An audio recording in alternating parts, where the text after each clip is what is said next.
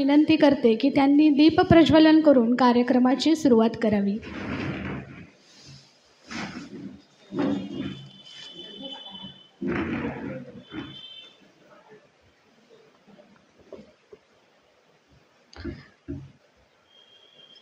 भारतीय संस्कृती आणि परंपरेत दीप प्रज्वलन हा एक महत्त्वाचा संस्कार आहे. दिवा हे तेजाचे, ज्ञानाचे आणि प्रकाशाचे प्रतीक मानले जाते. तसेच दिव्याला सकारात्मकतेचे व सर्वात्मका शिवसुंदरा स्वीकार या अभिवादना तिमिरातुनी तेजाकडे प्रभू आमुच्याने जीवना, प्रभू आमुच्याने जीवना.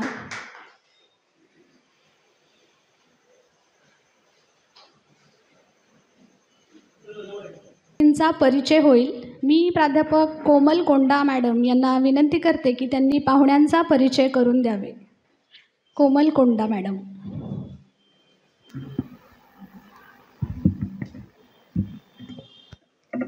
Respected Chief Guest, Dr. Vasant Kore sir, today's President of the program, Principal Dr. Ruturaj Bua sir, and the coordinator of this workshop, Dr. Suhas Pujari sir, and the audience, a very good morning and warm welcome. It gives me immense pleasure to introduce today's Chief Guest, Dr. Vasant Kore sir, Professor in Political Science, Sangameshwar College of Autonomous for Senior Department. His academic qualifications include his MA in Political Science from Shivaji University, PhD SET, and happy to say that he completed his early education in Sangameshwar College itself. He has a protracted teaching experience, and then at PG level for 12 years and at UG level for 25 years. For any professor, the citations in their field give them their own identity, and it includes 24 research papers published in national and international conferences and journals. Even he has a book published into his additional creation. His ongoing research guidance has a count of 6 students doing PhD under him. The ex-director at Punyashlok Ahilyadevi Holkar, Sholapur University for the Department of Student Development. The ex-in-charge director for NSS Department at Punyashlok Ahilyadevi Holkar, Solapur University.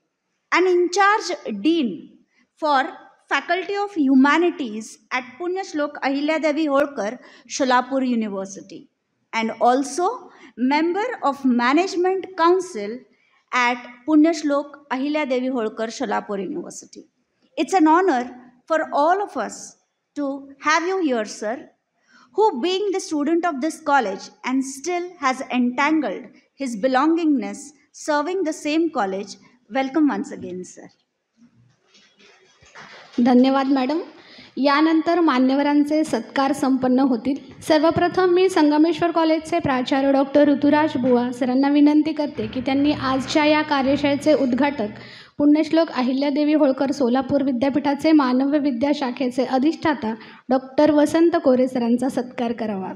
योग्यता माणसाला स्थान देते, श्रद्धा माणसाला ज्ञान देते, नम्रता माणसाला मान देते आणि या तिन्ही गोष्टी ज्यांच्याकडे असतात जग त्यांना सन्मान देते.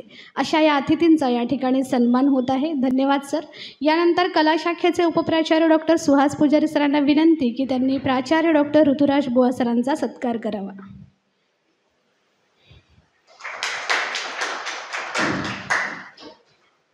धन्यवाद सर. मान्यवरांना विनंती की त्यांनी आसनस्थ व्हायचं आहे.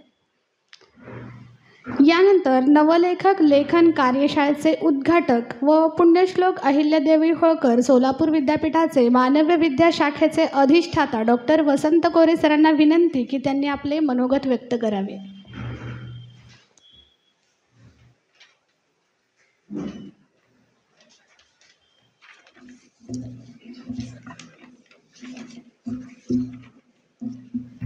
नमस्कार. पुण्यश्लोक अहिल्यादेवी होळकर सोलापूर विद्यापीठ सोलापूर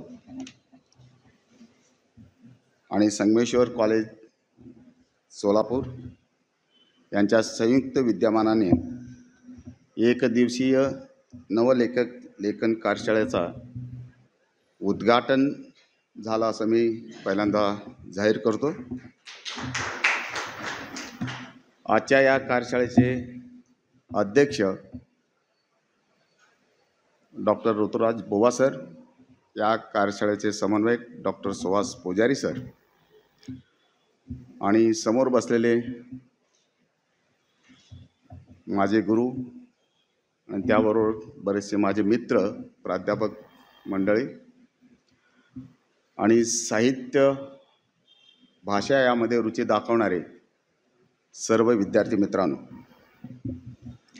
खरं तर मला या कार्यशाळेचं उद्घाटक म्हणून इथं बोलवणं आणि ती माझ्या हस्ते उद्घाटन करणं माझ्या दृष्टीनं अत्यंत आनंददायी बाब आहे। ही जो कार्यशाळा आहे, कार्यशाळा सुरुवात करण्यात सुद्धा अगदी पुण्यश्लोक अहिल्यादेवी होळकर सोलापूर विद्यापीठ किंवा सुरुवातीच्या काळामध्ये आपण सोलापूर विद्यापीठ म्हणून ओळखतो, अगदी 2004 पासून विद्यार्थी विकास मंडळामध्ये मी एक सदस्य म्हणून सहभागी राहिलेलो आहे आणि विद्यार्थ्यांच्या विकासाच्या दृष्टीनं जे काही करता येईल त्यामध्ये मी सहभाग असलेला एक आनंद आहे। आणि असाच हा सुद्धा जो आजचा आपला कार्यशाळा ज्या संदर्भात आपण ठेवलेला आहे, लेखक कार्यशाळा, हा त्याच्यातलाच एक भाग आहे। विद्यार्थी मित्रांनो, पुण्यश्लोक अहिल्यादेवी होळकर सोलापूर विद्यापीठाचा ज्यावेळी चर्चा येतोय त्यावेळी बराचसा विषय असं येतं की आपला विद्यापीठ आता कुठंतरी सुरुवात झालेला आहे, कार्यकाल खूप कमी आहे, आपण राष्ट्रीय आणि राज्य पातळीवर आपण इतर विद्यापीठाशी ज्यावेळी तुलना करतो त्यावेळी न कळतपणे आपण थोडासा लहान असल्याचा जाणीव होतोय। पण विद्यार्थी विकास मंडळ आणि सांस्कृतिक क्षेत्रामध्ये आपण मात्र निश्चितपणे लहान नाही। आणि मी आता जे म्हणलं की ज्यावेळी आपण राष्ट्रीय आणि राज्य पातळीवर इतर विद्यापीठाशी तुलना करतो त्यावेळी आपण प्रत्येक वेळी या क्षेत्रामध्ये त्यांच्या स्पर्धेस अगदी पुरेपूर उतरतोय।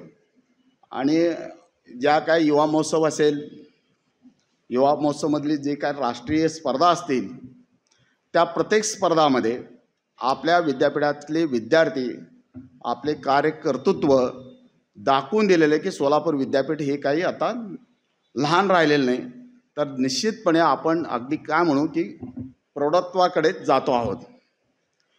इथं तुम्ही आजच्या या कार्यशाळेसाठी ते साहित्याची रुची असणारे आणि भाषा सौंदर्य जाणारे सर्व विद्यार्थी आणि प्राध्यापक मित्र आहात। मला साहित्याचं आणि भाषाशास्त्राचा फार काही संबंध नाही किंवा त्या बाबतीत थोडीशी मर्यादा आहे, पण एक निश्चित सांगतो की थोडासा आमच्या विषयाशी रिलेटेड भाषाचं आणि शब्दरचनेचं काय महत्त्व आहे याच्याविषयी आमचे गुरुवर्य जे इथे बरेच बसलेल्यांचे ते गुरु आहेत आणि विशेषतः बुवा सर आणि मी त्या सरांचे आम्ही विद्यार्थी होतो आणि आम्हाला दोघांना PhD करायचं होतं। डॉक्टर NT पुंडे सर, मला वाटतं सर्वांनी ते सरांचं नाव ओळखताय, तर आम्ही सरांकडे गेलं की सर पुणेला सर राहत होते आणि सोलापूरला आल्यानंतर आम्ही त्यांचा वेळ घेऊन मी आणि सर म्हणजे बुवा सर दोघं भेटायला गेलो आणि हळूच आम्ही अगदी भीत सरांना म्हटलं, सर आम्हाला दोघांना PhD करायचं आहे, एखादा विषय आम्हाला सुचवा, कारण तो जे 15-1 वर्षापूर्वी तसं आम्हाला पॉलिटिकल सायन्समध्ये सिनियर म्हणून इथं विद्यापीठामध्ये कोण नव्हतं, त्यामुळं आम्हाला सरांनाच विचारणं अपरिहार्य होतं। आणि दुसरं महत्त्वाचं, सरांपुढं असं काही विषय बोलणं, कारण त्यावेळी शिवाजी विद्यापीठामध्ये पॉलिटिकल सायन्समधले पहिला PhD असणारे सर आहेत आणि त्यांच्यापुढं असं विषय बोलणंसुद्धा आम्हाला खूप असं धाडसाचं वाटत होतं. पण सरांनी जे काय सांगितलं त्याच्यातला एक विषय मी तुम्हाला सांगतो की विषय काही असू शकतं. त्याच्यात 2-4 एक्झाम्पल दिलं आणि त्याच्यातलं एक एक्झाम्पल ते भाषा, शब्दरचना, त्याचं महत्त्व काय आहे ते अधोरेखित करणारा तो विषय आहे. सर सांगितले की दुसऱ्या महायुद्धामध्ये वर्तमानपत्रामध्ये किंवा मीडियामध्ये, त्यावेळी काही प्रिंट मीडिया सोडून दुसऱ्या मीडिया नव्हते, तर मीडियामध्ये जे शब्द वापरलं जात होत्या, म्हणजे मित्रराष्ट्र, शत्रुराष्ट्र म्हणजे जर्मनीच्या बाजूनं किंवा इंग्लंडच्या बाजूनं, जगभरच्या जे वर्तमानपत्र त्यांची जे बातमी देत असताना जे शब्द वापरलं जात होते त्याच्यावर जवळपास 150 PhD झालेले आहेत. तर PhD करण्यासाठी वेगळा असा काय विषय असायला पाहिजे असं नाही. तर तुम्ही कोणताही विषय निवडू शकता जिथं तुम्हाला इंटरेस्ट आहे, असं सरांचं सांगणं होतं. पण या लेखन कार्यशाळा यामध्ये मला वाटतं ह्या सगळ्या गोष्टी दिवसभरात तुम्हाला त्या संबंधित रिसोर्स पर्सन किंवा ते अभ्यासक तुम्हाला सांगतील. एखादा लेखन काम करत असताना आपण नेमका कशा पद्धतीची शब्दरचना वापरली पाहिजे, त्या शब्दरचनेवरून आपण सामाजिक विषयासंदर्भात किती गांभीर्यानं ते आपण समाजापुढं मांडू शकतो हे लक्षात येईल. तर एखादा शब्द वापरल्यामुळं समाजाची मनपरिवर्तन होऊ शकतो, मतपरिवर्तन होऊ शकतो. आपण कोणते विचार योग्य आणि अयोग्य हे ठरवण्यासाठी साहित्यातली हे शब्द खूप महत्त्वाचे ठरतात. त्यामुळे भविष्यातली तुम्ही हे जे लेखक मंडळी असणार आहात, आपल्या सर्वांना हे विनंती आहे, सामाजिक न्याय, सामाजिक हित आणि देशहिताच्या दृष्टीनं तुमचं लेखन कार्य असलं पाहिजे. आणि त्या दृष्टीनं तुमचं लेखन आणि लेखनामध्ये वापरले जाणारे जे शब्द आहेत ते तुम्ही कशा पद्धतीनं वापरला पाहिजे याचं प्रशिक्षण या माध्यमातून होतं असं मला वाटतं. खरं तर विद्यापीठाचा मला वाटतं मॅडमनं सांगितलं की मी खरं प्रतिनिधी विद्यापीठापेक्षा मी या कॉलेजचा आहे, म्हणजे पण विद्यापीठाचा प्रतिनिधी म्हणून बोलत असताना मला निश्चित आनंद होतो आहे की सोलापूर विद्यापीठ गेल्या अनेक दिवसामध्ये या विद्यार्थ्याच्या हिताच्या दृष्टीनं, कारण कोविडच्या काळामध्ये थोडासा हा मधला काळ थांबलेला होता, पण खूप वेगानं काम करतो आहे. असे वेगवेगळ्या कार्यशाळा आयोजित करून विद्यार्थ्यांपर्यंत पोहोचवण्याचा प्रयत्न करतो आहे. तर मला वाटतं विद्यार्थ्यांनी अधिक मोठ्या संख्येनं या गोष्टीचा फायदा घ्यावा आणि स्वतःचं व्यक्तिमत्त्वाचा विकासाच्या दृष्टीनं प्रयत्न करावा असं मला वाटतं. आणि आजच्या या कार्यक्रमाला उद्घाटक म्हणून मला बोलवल्याबद्दल मी माननीय प्राचार्य साहेबांचा आभार मानतो. त्याबरोबर माझे मित्र आणि तसं तेही आता माझे उपप्राचार्य आहेत, समन्वयकांचा सुद्धा आभार मानतो आणि मी इथं थांबतो. धन्यवाद. धन्यवाद सर. भाषा ही केवळ संभाषणाचे माध्यम नसून भाषेतून अनेक ज्ञानांच्या शाखांचा, विषयांचा अभ्यास करता येतो व त्यातूनच समाजकार्य घडून देशाचा विकास होतो. तर या देशाचा विकास करण्याचे ध्येय आम्ही नक्कीच साध्य करू सर. यानंतर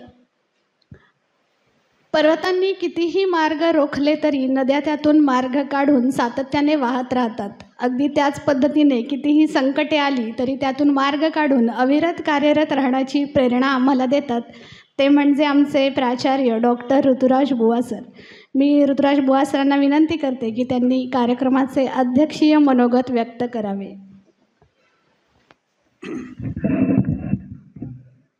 आजच्या नवलेखक कार्यशाळेचे उद्घाटक माझे मित्र, सहकारी आणि सोलापूर विद्यापीठाच्या सामाजिक शास्त्र विभागाचे अधिष्ठाता, या कार्यशाळेचे समन्वयक डॉक्टर सुहास पुजारी सर, केदारनाथ काळवणे सरांनी खरं तर ही कार्यशाळा, त्याच्या बाबतीत आम्ही गेले 2-3 आठवडे पुजारी सर मी सातत्याने एकमेकांच्या संपर्कात आहे त्यामुळं ते थोड्याशा उशिरा आपल्याला जॉईन होत आहेत. त्यांचाही मुद्दाम उल्लेख करतो, कारण त्यांच्या संपर्काशिवाय ही कार्यशाळा शक्यच झाली नसती. मगाशी कोरे सरांनी उल्लेख केला त्याप्रमाणे सभागृहात समोर बसलेले, विशेषतः ज्यांनी मला इंग्लिश शिकवलं, साठे मॅडम, त्यानंतर या कार्यशाळेमध्ये जे मुख्य मार्गदर्शक म्हणून आलेत, यानंतर ज्यांचं सेशन आहे ते दयानंद महाविद्यालयातले मराठीचे डॉक्टर राजशेखर शिंदे सर, माझे सर्व सहकारी, विशेषतः वेगवेगळ्या महाविद्यालयातनं आलेले विद्यार्थी, मला वाटतं आपण 2 विद्यार्थी आणि 1 संपादक अशी ती कार्यशाळेची रचना आहे. बरेचसे सहकारी दिसत आहेत आणि जसं सगळ्यांनी सांगितलं आधीच्या दोन्ही वक्त्यांनी, बरेचसे जवळचे किंवा वेगवेगळ्या पद्धतीनं आम्ही विद्यापीठात कामं केलेले एकत्र असे सहकारी दिसत आहेत. आत्ता सहसा सूत्रसंचालन करतात त्यांना बाजूलाच ठेवलं जातं, पण मंजू संगेपांग मॅडम यांचाही मुद्दाम मी उल्लेख करतो. त्यांनी आत्ताच जो उल्लेख केला, संकट आली आणि त्यांनी ते नाव माझं पुढं केलं. संकट आलं की प्राचार्यांना पुढे करायचं असतं, त्यांना अगदी व्यवस्थित माहिती आहे. आपल्याला सर्वांना कल्पना आहे, मुद्दाम त्यापासूनच मी सुरुवात करतो. कोरे सरांनी जे अतिशय थोडक्यामध्ये पण महत्त्वाचे मुद्दे सांगितले ते तर खरं अतिशय महत्त्वाचे आहेतच. त्याआधी पुजारी सरांनी या कार्यशाळेचा उद्देशही सांगितला. तरुणाईच्या भाषेत बोलायचं झालं, अक्षरशः कॉपी पेस्ट करून जरी मी मांडलं तरी मला काही अडचण नाही, आणि कॉपीराईटचाही प्रश्न येणार नाही, कारण दोघांची तुमची साधारणतः वय जर पाहिली विद्यार्थ्यांची, आत्ता तुमचं जे वय आहे तेवढ्या वर्षांची आमची मैत्री आहे, त्यामुळे त्याचीही चिंता नाही. तेवढं जरी बोलून मी मोकळं झालो असतं तरी संपलं असतं, पण त्यांनी इतकी स्तुती केली की मला काही बोलण्याशिवाय पर्याय नाही. काही ज्याला आपण म्हणतो की या कार्यशाळेच्या निमित्तानं आल्यानंतर समोर सगळा बोर्ड बदलला. अगदी काही क्षणापूर्वी तो बोर्ड बदलला गेला. आपल्याला माहिती, माननीय कुलगुरू महानवर सर उद्घाटक होते. त्यानंतर प्रामुख्याने केदारनाथ काळवणे सरांचाही उल्लेख केला. आमच्या संस्थेचे माननीय चेअरमन धर्मराजजी काडादी तेही प्रमुख उपस्थिती म्हणून येणार होते. अचानक काही गोष्टी घडतात प्रशासनामध्ये. या गोष्टी किंवा ज्याला इमर्जन्सी म्हणतात, ज्या संकटाचा उल्लेख केला, थोडंसं मी मुद्दाम विनोदाने घेतलं, कारण संकट वगैरे म्हणल्यानंतर उगीच विद्यार्थ्यांच्या मनावरती काहीतरी भीतीचं सावट येईल अशी मला भीती वाटली. माननीय कुलगुरूंनी अगदी रात्रीपर्यंत आम्ही प्रयत्न करतो, मला वाटतं रात्री 10-10:30 वाजता केदारनाथ सरांचा फोन आला की नाही आता ते शक्य नाही, कारण काही तातडीनं गोष्टी कुलगुरू साहेबांना करायच्या होत्या. आणि मग आम्ही तेच नेमकं चेअरमन साहेबांच्या बाबतीतही घडलं होतं. काल दुपारी ते मुद्दाम येऊन गेले, कार्यक्रमाची तयारी कशी झाली आहे. या अचानक घडणारी जी परिस्थिती असते, मला वाटतं तिथंच आपला कस लागतो, आपल्या सगळ्यांचाच, कारण समारंभ आपला आहे, सगळे मिळून आपण तो साजरा करतो. खरं तर साजरा करणं हा शब्द कदाचित शिंदे सर म्हणतील, तुम्ही बोला, नंतर मी एडिटिंग करून तेच विद्यार्थ्यांपुढे मांडतो, कारण ते अतिशय उत्तम प्रकारचे संपादक पण आहेत. मला आठवतं आहे, जे अशी माणसं आपल्याला लाभली, पुजारी सर असतील, शिंदे सर असतील, किंवा अगदी कोरे सरांचा उल्लेख करतो, किंबहुना या सगळ्याच्या पाठीमागं काम करणारे टीचिंग आणि नॉन टीचिंग स्टाफ आहे. मला आठवतं आहे जवळजवळ 16 आम्ही सहकारी एकत्र लागलो या कॉलेजमध्ये. आणि भाग्याची गोष्ट आहे, मगाशी कोरे सरांना मी गमतीनं म्हणलो, पाहुणे जेव्हा भाषणाला उठतात, प्रोटोकॉल असतात, त्यांना मान द्यायलासाठी उठावं लागतं. इतक्या वर्षाची मैत्री आहे ते विसरूनच गेलो. मग त्याने जेव्हा उल्लेख केला प्राचार्य उपप्राचार्य, मग मला लक्षात आलं, अरे हे पाहुणे आहेत आपले. मुद्दाम मी उल्लेख यासाठी करतो की पाहुण्यांमध्ये आपला गणना होतच नाही हे आम्हाला तिघांनाही जाणवत होतं. आणि परिस्थिती अशी होती की अचानक सगळे रोल बदलले आमचे. जे इतक्या वर्षाची मैत्री बाजूला ठेवा, समारंभात वेगळेच लेवल लावून आम्ही तुमच्यासमोर आलो. ती माझी अडचण मला वाटतं तुम्ही समजून घ्याल. म्हणजे जे बोलण्यात गोंधळ होतात त्याच्यावरती पांघरून घालायला मला संधी मिळते. कुठंतरी आपल्याला या सगळ्यामधनं मार्ग काढून आपण पुढं आलो. तुम्हीही वेगवेगळ्या महाविद्यालयातनं आलात. प्राचार्य नात्याने मनपूर्वक मी तुमचं स्वागत करतो. पुजारी सरांनी ते केलेलंच आहे, पण ते माझं कर्तव्य आहे. आणि मला वाटतं तिथं कुठंतरी आपल्याला हे चित्र दिसतं की परिस्थिती इतकी वेगाने बदलते. जे काल रात्रीपर्यंत जे चित्र होतं ते अचानक बदललं. आणि वाटतं मगाशी जे म्हणालो की त्या परिस्थितीत आपण पुढं कसं जातोय.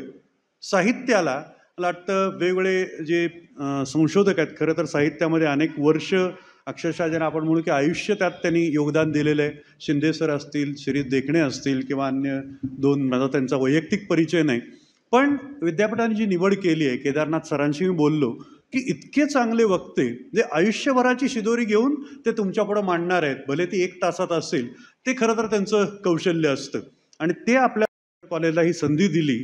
खरोखर ही भाग्याची गोष्ट आहे. कारण संगमेश्वरची परंपरा मगाशी उल्लेख झाला, फडकुले सर असतील किंवा अगदी श्रीराम पुजारी सर जे महाराष्ट्रामध्ये गाजलेले वक्ते होते. लोकसभा निवडणुका आल्या त्यामुळे मुद्दाम आठवण झाली. मला वाटतं रंगा वैद्य जे संचारचे संपादक होते, संचार याच संस्थेच्या मॅनेजमेंटखाली ते वर्तमानपत्र चालतं, त्यालाही 60 वर्ष होऊन गेली. पुजारी सरांचं वैशिष्ट्य मी आता माझ्या मनात अशा अनेक गोष्टी दाटून आल्यात. पुजारी सर अनेक वर्ष संचारच्या रविवारावर तिचं संपादनही करत होते. म्हणजे असायला ते उपप्राचार्य माझे सहकारी असा उल्लेख मी करतो. कोरे सरांचाही तसाच उल्लेख झाला.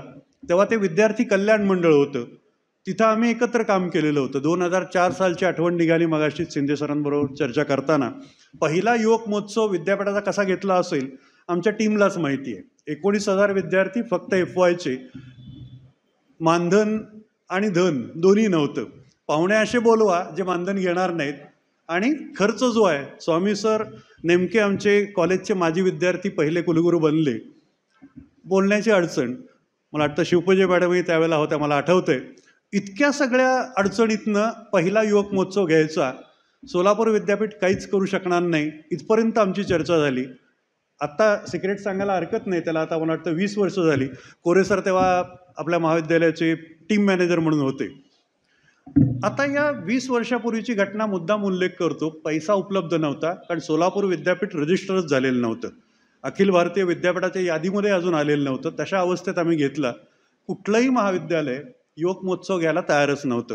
कोरे सर विद्यार्थी कल्याण किंवा विद्यार्थी विकास मंडळ आता त्याला नाव दिले, त्याचे संचालक बनल्यानंतर भरघोस निधी त्यांनी मंजूर करून घेतला. वाटतं आता किती लाख रुपये वगैरे देतात, 15 लाख. 15 रुपये द्यायला कोणी तयार नव्हतं. या अवस्थेत आपण तो घेतला होता. तो मी एकट्याने म्हणत नाही, टीम फार मोठी होती आणि तुमच्या सगळ्यांचं सहकार्य त्यावेळेला लाभलेलं होतं. त्यातलेच अनेक कलाकार, मुद्दाम मी सचिन खरातचा उल्लेख करतो कारण साहित्य हे मी कला मानतो आणि त्या कला क्षेत्रामध्ये सचिन खरातनी पहिल्याच वर्षी अखिल भारतीय स्तरावरचं उत्तेजनार्थ पारितोषिक मिळालं होतं. त्याची जी जज होती ती रशियन चित्रकार होती. सोलापुरातलाच विद्यार्थी, सोलापुरातले जज, आपलाच विद्यार्थी आपणच देऊ असं ते नव्हतं. त्या रशियन महिलेनी कौतुक केलं होतं आणि सगळ्या विद्यापीठांनी प्रश्न विचारला, हे कुठलं विद्यापीठ आलं, आम्ही अनेक वर्ष मेहनत करतोय तरी आम्हाला बक्षीस मिळत नाही अखिल भारतीय स्तरावरचं. आज सचिन खरातनी एवढा सन्मान मिळवला. माझ्या कॉलेजचा विद्यार्थी नाही, माझ्या विद्यापीठाचा विद्यार्थी म्हणून मी मानतो.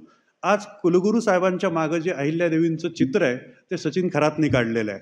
मला वाटतं हे सगळे आपण ज्याला हिरे म्हणतो किंवा तुमच्यातले सरांनी जसा उल्लेख केला की जे सुप्त गुण आहेत किंवा म्हणजे कोरे सरांसारखं मी म्हणतो की थोडंसं औपचारिक मराठी नाही जमत, सवयीचा भाग असेल, राज्यशास्त्राचा भाग असेल, पण मराठीच्या प्राध्यापकांबरोबर आम्ही चर्चा करतो ती कधीच औपचारिक करत नाही, हेही खरं आहे.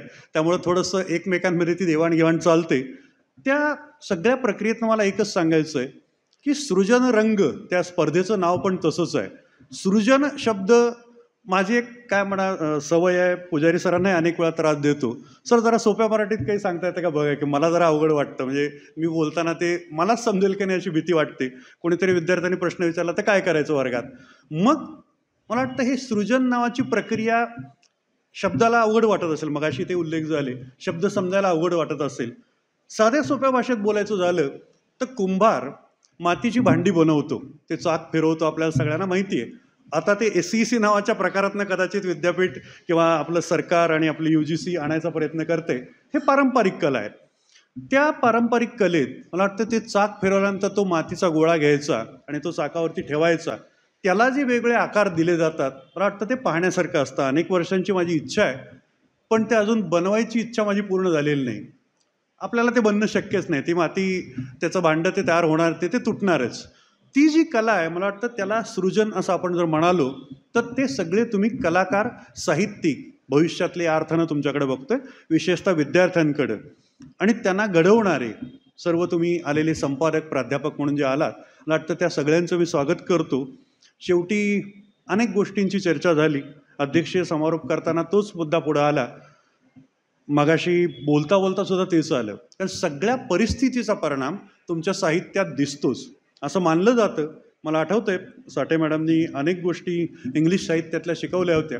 त्यांना सहज अनेक वेळा सांगतो की आजही ती कविता लक्षात आहे. अनेक गोष्टी एकत्र येतात आणि त्यामुळे थोडंसं मांडणीमध्ये शिस्त येत नाही, हेही मला माहिती. त्याबद्दल मी माफी मागून फक्त त्याचा उल्लेख करतो. दिलीप चित्रेंची ती कविता होती. माणसाला मुंबईसारख्या ठिकाणी राहिल्यानंतर काय अनुभवायला मिळतं त्याची ती कविता आहे. Father returning home. मॅडमनी शिकवलेली कविता आजही जशीच्या तशी लक्षात आहे. इंग्लिशचं माझं फार काही चांगलं नातं होतं असं नाही, कारण मराठी भाषिकच आहे, मराठी भाषेतनं शिकलेलं आहे. त्यात एकच वाक्य होतं की जेव्हा वडील मुंबईच्या सारख्या धकाधकीच्या जीवनातनं लोकलमधनं प्रवास करून घरी येतात, सकाळी 6लाच ते निघालेले असतात, मुलं झोपलेली असतात, संध्याकाळी 7-8 पर्यंत मुलं वाट बघून बघून झोपून जातात. नोकरीसाठी हे करावंच लागतं. एवढा सगळा आशय त्या कवितेत मांडलेला होता. आम्ही आपली फादर रिटर्निंग होम गाडीतनं आले बसले, ह्याला काय अर्थ आहे असं आपण म्हणत होतो. त्याच्यात काय कविता, ते जे मॅडमने आम्हाला शिकवलं मला वाटतं ते आजही लक्षात राहतं, कारण त्यात जीवन आहे, त्यात जगणं आहे. मगाशी त्या जगण्याचाही उल्लेख झाला. प्रत्यक्ष जगण्याशी जेव्हा साहित्य भिडतं ते आपल्याला आनंद नुसतं देत नाही, कुठंतरी समस्यांवरती मात करण्यासाठी प्रेरणा पण देतं. मगाशी मॅडमने जो उल्लेख केला संकटावरती मात करण्याची जिद्द आणि ताकद देतं, त्यात जो उल्लेख होता भकासपणा जो आयुष्यात येतो, आणि त्याच मुद्द्यावरनं तुम्ही बघा सगळीकडे ते भरून राहिलं आहे. वैभव आहे, संपत्ती आहे, प्रचंड मोठ्या ज्याला आपण म्हणतो इमारती आहेत, पैसा. कालच विद्यार्थ्यांना विचारलं, साध्या त्या सेंड ऑफ पार्टी असते ना तुमची, आता या दिवसात सुरू होतात, आम्ही विचार करायचो पॉकेट मनी किती आहे, 10 रुपये 20 रुपये. 1 रुपयात आम्ही चहा पित होतो विद्यार्थी असताना, त्यामुळे आमची रक्कम पॉकेट मनी तेवढीच होती. आमच्या विद्यार्थ्यांनीच मला वाटतं मॅथमॅटिक्सचे सगळे विद्यार्थी होते, सरही आले, 100 रुपये प्रत्येकी वर्गाने गोळा केले. म्हणलं दिले कोणी तुम्हाला? नाही, तेवढे आमची पॉकेट मनीच आहे. म्हणले त्यात काय अवघड विषयच नाही आहे. समृद्धी त्या मार्गाने आली आहे. पण कुठंतरी त्या कवितेतला जो उल्लेख आहे, like a word drop from a long sentence, त्या लोकलचे 12-13 डब्यांची लोकल असते, त्यातनं एक माणूस उतरतो. तो कसा उतरतो? एका मोठ्या वाक्यातनं एक शब्द खाली गळून पडला आहे. म्हणजे ती हताशा, निराशा, तो भकासपणा आपल्या जीवनात आहे. आणि आपण साहित्याविषयी किंवा वेगवेगळ्या सृजनाविषयी बोलतोय, ही परिस्थिती मला वाटतं त्यावरती उपायसुद्धा साहित्यातच सापडेल. आणि त्या निमित्तानं तुम्ही याचा शोध घ्याल. तुमच्यामध्ये ती जिद्द आहे, तुमची निवड केली तुमच्या महाविद्यालयाने. संपादक मंडळी मला माहिती आहे, नॅकसारख्या अनेक जबाबदाऱ्या आहेत, ॲटॉनॉमस आहे. नुकतीच कुलगुरूंनी बैठक घेतली. पुढच्या वर्षीपासून आपल्याला ॲफिलिएटेड कॉलेजला NEP आहे. आत्ताच MC ची बैठक पण आहे. कोरेसर त्या गडबडीत आहेत दिसतंय. पण एकच त्यातनं दिसतं की साहित्य ही कला मानली तर कलेसाठी कला म्हणून ती स्वीकारायची का जीवनासाठी कला म्हणून स्वीकारायची. त्याचा अर्थ एकच होतो की कुठंतरी आपल्याला पैसा मिळवणं हे उद्दिष्ट असलंच पाहिजे, त्याशिवाय जगता येत नाही. पैशाशिवाय जगता येत नाही वगैरे कथेमध्ये उत्तम वाटतात. पण मग जगण्यासाठी पैसा लागेल, त्याचे मार्ग काय, त्याची पुढची रूपं काय आहेत, आणि मग त्या सगळ्या परिस्थितीचा रेटा आपल्यावरती जो येतो, आणि मग परिस्थिती इतकी भयानक होती, चांगले मार्ग नाही सापडले, वेगळ्या मार्गाला जायचा प्रयत्नही व्हायला लागतो, नाईलाज म्हणून काही जातात. नाट्य, साहित्य, चित्रपट, सरांनी तर बरेच उल्लेख केले. सगळ्यांमध्ये जे काही असतं त्याचं जगण्याशी नातं असतं. ते नातं जोडलं तर साहित्य हा दिवसभराचं नाही, आठवडाभर जरी आपण कार्यशाळा घेतली, नाट्य शिंदे सरांसारखे, देखणे सरांसारखे, मगाशी म्हणलं असं आयुष्यभराचा अनुभव घेतलेली माणसं आपल्याला लाभली आहेत. त्यांच्याकडनं जे काही आपल्याला ऐकायला मिळेल ते फार छोटं असणार आहे. मगाशी म्हणलं असं त्यांच्याशी चर्चा करा, त्यांच्याबरोबरचे अनुभव, आणि ही निरंतर घडणारी प्रक्रिया. आजचा दिवस संपला आणि कार्यशाळा संपली, ती स्पर्धा होईल, अनेक वर्ष पुढे गेली, आम्ही अनेक वर्ष ती अनुभवली. जाता आता उल्लेख करतो, फक्त प्रज्ञाचा उल्लेख सरांनी केला. पुजारी सर मला वाटतं 97 पासून राजशेखर हिरेमठ सर होते तेव्हापासून त्या संपादक मंडळात आहेत.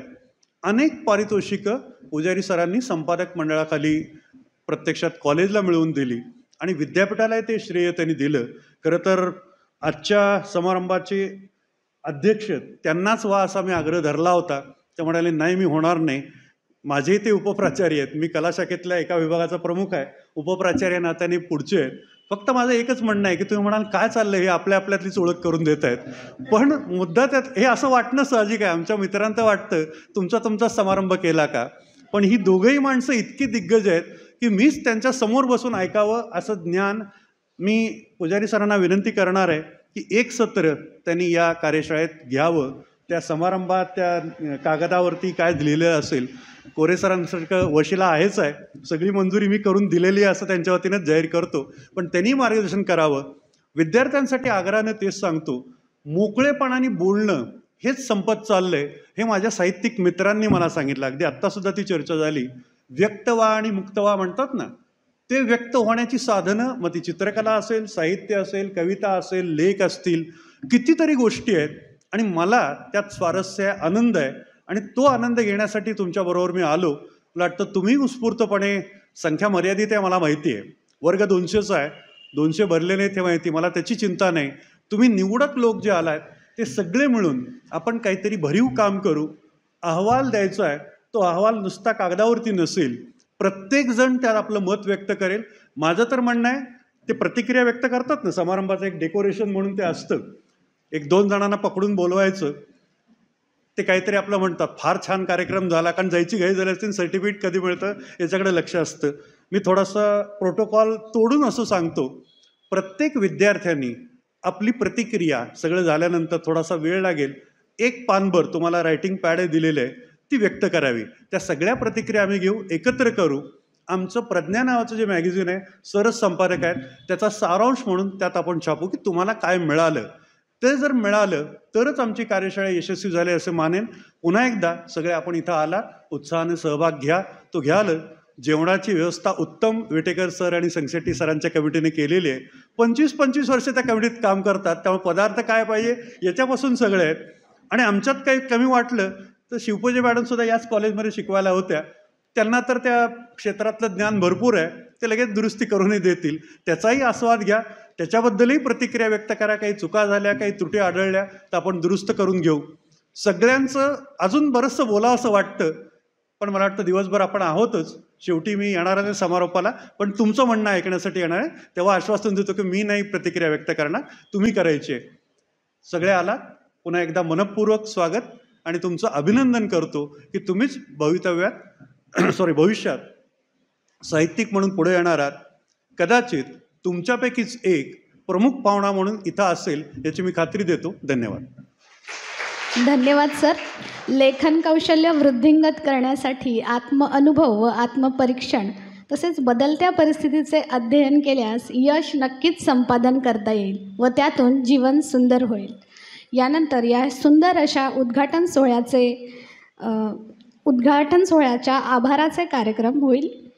मी समाजशास्त्र विभागाचे विभाग प्रमुख प्राध्यापक विष्णू विटेकर सरांना विनंती करते की त्यांनी कार्यक्रमाचे आभार मानावे. धन्यवाद मॅडम. अहिल्यादेवी होळकर सोलापूर विद्यापीठ सोलापूर आणि संगमेश्वर ॲटोनॉमस कॉलेज यांच्या संयुक्त विद्यमाने आज जो आपण नवलेखक लेखन कार्यशाळा आयोजित केलेला आहे, त्या कार्यशाळेच्या निमित्तानं या ठिकाणी विविध महाविद्यालयातील प्राध्यापक प्रतिनिधी आणि विद्यार्थी प्रतिनिधी या ठिकाणी उपस्थित आहात. त्या सर्वांचं मी सुरुवातीला तुमचं मनापासून आभार पहिल्यांदा मानतो. याचं कारण पुन्हा असं होऊ नये, ह्यांचेच वक्ते, ह्यांचेच उद्घाटक, ह्यांचेच सगळे प्रमुख पाहुणे आणि पहिला आभार पण त्यांचाच असं व्हायला नको. कारण तुमच्यासाठी कार्यशाळा आहे आणि तुम्ही इतक्या मोठ्या संख्येनं या ठिकाणी उपस्थित राहिलात, त्याबद्दल पहिल्यांदा तुमचं मनापासून आभार मी या ठिकाणी व्यक्त करतो. नंतर औपचारिकता, हे सगळे आमचे मित्रच आहेत म्हणून औपचारिकता म्हणून पुन्हा त्यांचा आभार मानतो. या कार्यशाळेचे उद्घाटक माननीय डॉक्टर वसंत कोरे सर, या ठिकाणी माननीय प्राचार्याने आत्ता सांगितल्याप्रमाणे जे अचानक सगळं ठरवलं गेलं, त्या अचानक ठरलेल्या या उद्घाटन सत्राचे अध्यक्ष कोरे सर आम्हाला लाभले. आमच्याच महाविद्यालयाचे जरी प्राध्यापक असले तर ते सध्या विद्यापीठाचे प्रतिनिधी म्हणून काम करतात, म्हणून त्यानिमित्तानं त्यांना आपण इथं उद्घाटक म्हणून आमंत्रित केलेलं आहोत. म्हणून महाविद्यालयाच्या वतीनं विद्यापीठाचे प्रतिनिधी म्हणून त्यांचा आम्ही इथं आभार मानतो. शेवटी संकट आल्यानंतर त्याला सामोरं जावंच लागतं, त्यामुळे प्राचार्यांनी ऐन वेळेला सगळ्या तडजोडी करून ज्या पद्धतीनं आज आपण हा उद्घाटन सोहळा थोडा उशीर झाला पण हरकत नाही, पण आपण पुढे चाललो आहे. त्या कार्यक्रमाचे अध्यक्ष आमच्या सन्माननीय प्राचार्य डॉक्टर बुवा सर, आणि ज्यांच्या नियोजनानं, ज्यांच्या प्रयत्नानं आजचा हा कार्यशाळा दिवसभर आपण संपन्न साजरा करणार आहोत. वेगवेगळे वक्ते आपल्याला वेगवेगळे विषयावरती मार्गदर्शन करणार आहात आणि त्यासाठी ज्यांनी प्रयत्न केले आजच्या या कार्यशाळेचे संयोजक माननीय डॉक्टर सुहास पुजारी आणि आमच्या कला शाखेचे उपप्राचार्य यांनी प्रस्तावनेच्या माध्यमातून या कार्यशाळेचा उद्देश तर आपल्याला सांगितलंच आहे. त्याचबरोबर या सत्रामध्ये एखादं सत्र ते घ्यावं असं माननीय प्राचार्याने विनंती केलेली आहे. ते निश्चितच घेतील, कारण त्यांनाही या नियतकालिका याच्यामध्ये मी त्यांना बऱ्याच वर्षापासून बघतोय.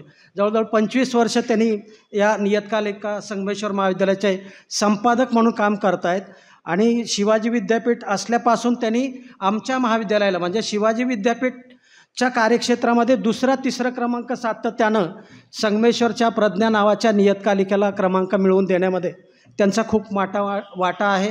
त्यामुळं त्यांना जे अनुभव आलेले आहेत विद्यार्थ्यांच्या ते आपल्याला त्यानिमित्तानं शेअर करतील. तर आजचा हा उद्घाटन सत्र या ठिकाणी संपलं असं मी जाहीर करतो. धन्यवाद. 80 नावे तुम्हालाही सांगता येणार नाहीत आणि मलाही सांगता येणार नाहीत. एक क्लिप फिरते बघा कन्नडमधील. कन्नडचा एक गायक आहे आणि तो गायक गायनातून 101 कौरवांची नावे सांगतो. फार सुंदर लयदार पद्धतीने. ते कशामुळे शक्य झालं 101 नावे ठेवण्यामुळे? रागातून त्यांनी ती नावे लक्षात घेतली आणि त्याचीच एक काव्यनिर्मिती केली. ही एक मनःपूत निर्मिती आहे. पात्रे कितीही येऊ द्यात आणि या पात्रांना कुठंपर्यंत न्यायचं, या पात्रांचा प्रवास कुठेपर्यंत घडवायचा, यांचा सहवास कुठेपर्यंत ठेवायचा आणि त्याला कुठं मारायचं हे तुमच्या हाती असतं. लक्षात घ्या, तुम्ही लेखन करता म्हणजे काय करता?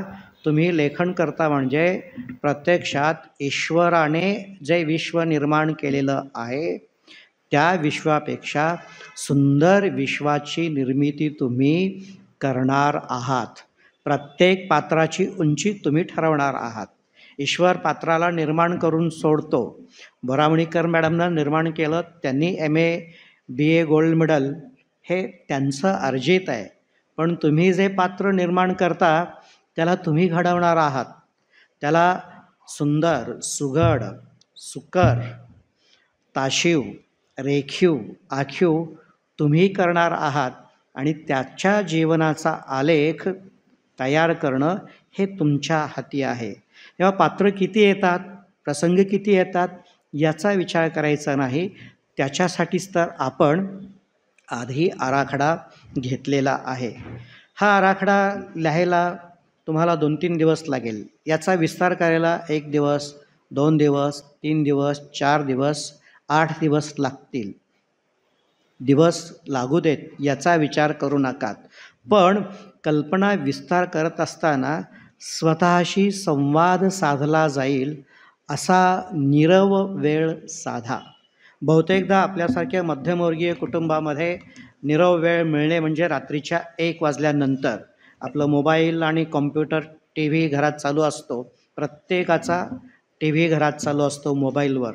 त्यामुळे शांत वेळ आपल्याला मिळणार आहे ते रात्री 12-1 नंतर. तुम्ही त्यानंतर लिहायला बसा. तुमच्या जीवनातील 2-3 तास रात्रीच्या याद जाणार असतील तर जाऊ द्यात. हा एक जीवनातील सगळ्यात सुंदर अनुभव असणार आहे. त्या नीरवतेमध्ये तुम्हाला तुमची कल्पना नीट निसवत आहे दिसेल. हे मी गंमत म्हणून सांगत नाही आहे, मी स्वानुभवानं सांगतो आणि एका ग्रेट लेखकाचं उदाहरण देतो. भालचंद्र नेमाडे म्हणतात, मी लिहिलेला प्रत्येक शब्द मी प्रकट वाचन मला ऐकायला येईल अशा पद्धतीने केलेलं आहे. बघा, ज्या लेखकाची विश्वातल्या काही लेखकाशी तुलना होते, त्यांच्यावर अनेक आरोप होतात, तो लेखक आत्ता म्हणतो वयाच्या 80 नंतर मी प्रत्येक शब्द स्वतःला ऐकायला येईल असं वाचतो.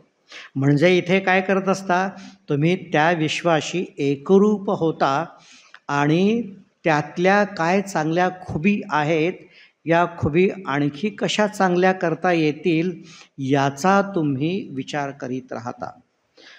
ती कल्पना तुमची पूर्ण झाली की त्यानंतर पुन्हा तुम्ही त्या कल्पनेला 1-2 दिवस सोडा.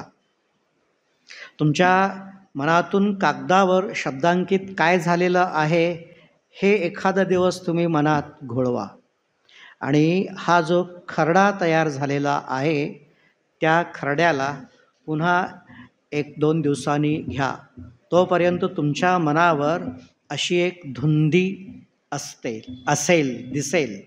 लोक तुम्हाला वेडे म्हणतील. लोंबरोसाने म्हटलेलं आहे, प्रतिभा ही वेडाची बहीण आहे. ते त्याचं कारणच हे आहे, तो त्या निर्मितीच्या धुंदीत असतो, तो वेडा नसतो. वास्तवातल्या विश्वाशी तो क्षणभर बाजूला सरकलेला असतो आणि त्याच्या विश्वात तो रममाण झालेला असतो. त्या धुंदीतून तुम्ही या आणि पुन्हा तुमचा जो पहिला खरडा आहे तो हातात घ्या. आता हा पहिला खरडा तुम्ही व्यवस्थित वाचा. हा पहिला खरडा वाचल्यानंतर तुमचा जो काही प्रकार साहित्याचा आहे तुमच्या लक्षात येईल.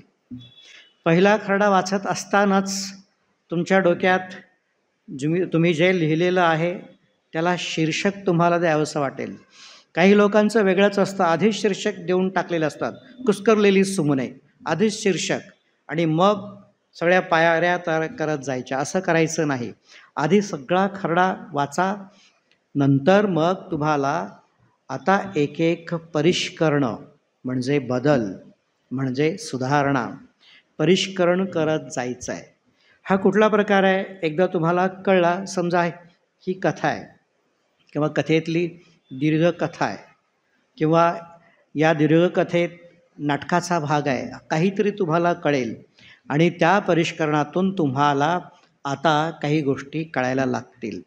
मग मघाशी पुजारी सर म्हणाले शब्द सौंदर्य, भाषा सौंदर्य, भाषा लागव. कविता असेल तर शब्द कळा, हा अनवट शब्द, बाहेर पडलेला शब्द, शब्द कळा, या दृष्टीने तुम्हाला परिष्करणे करता येतील.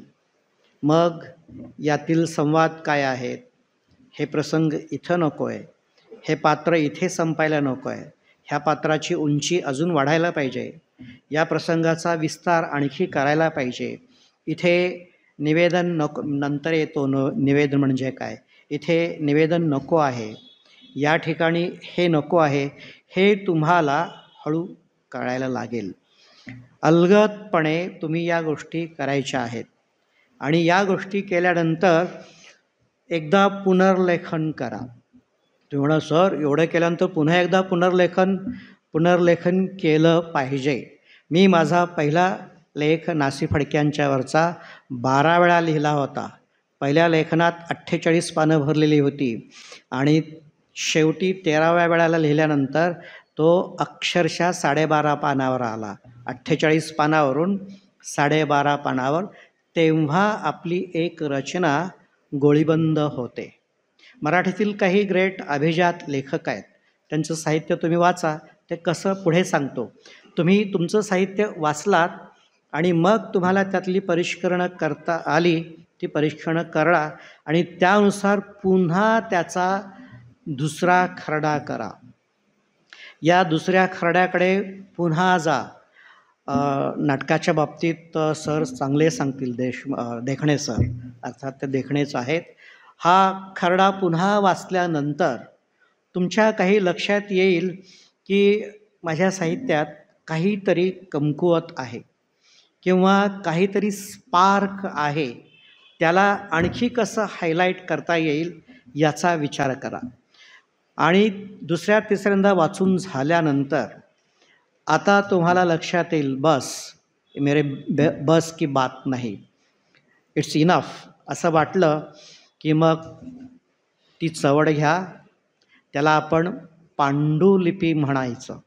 आपण जे पूर्ण लिहिलेलं असतं त्याला पांडुलिपी म्हणतात, हस्तलिखिताला.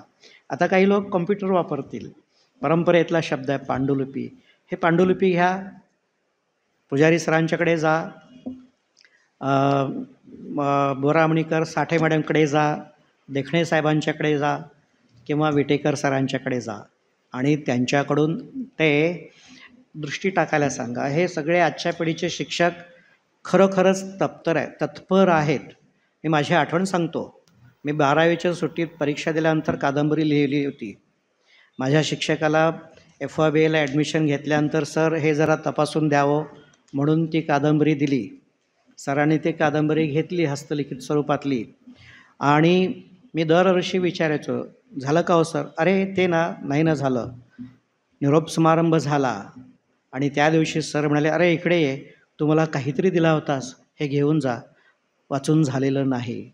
माझा कादंबरीकार तिथेच मेला आणि मी प्राध्यापक झालो एका मोठ्या परीक्षेतून नापास होऊन.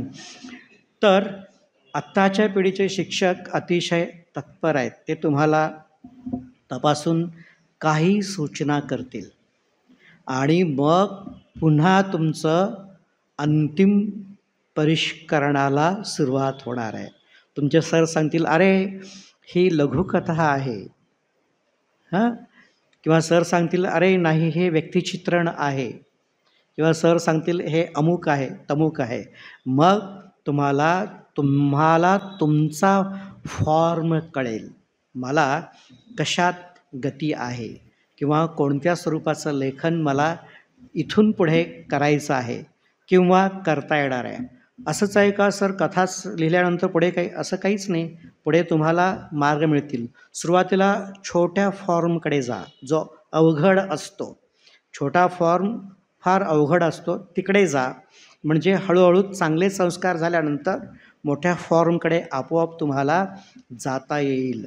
हा एकदा लिहून झाल्यानंतर तुम्ही एकदा दिला की ती तुमची निर्मिती झाली. आता ही ग्रेट झाली आहे का मॅडम ठरवतील.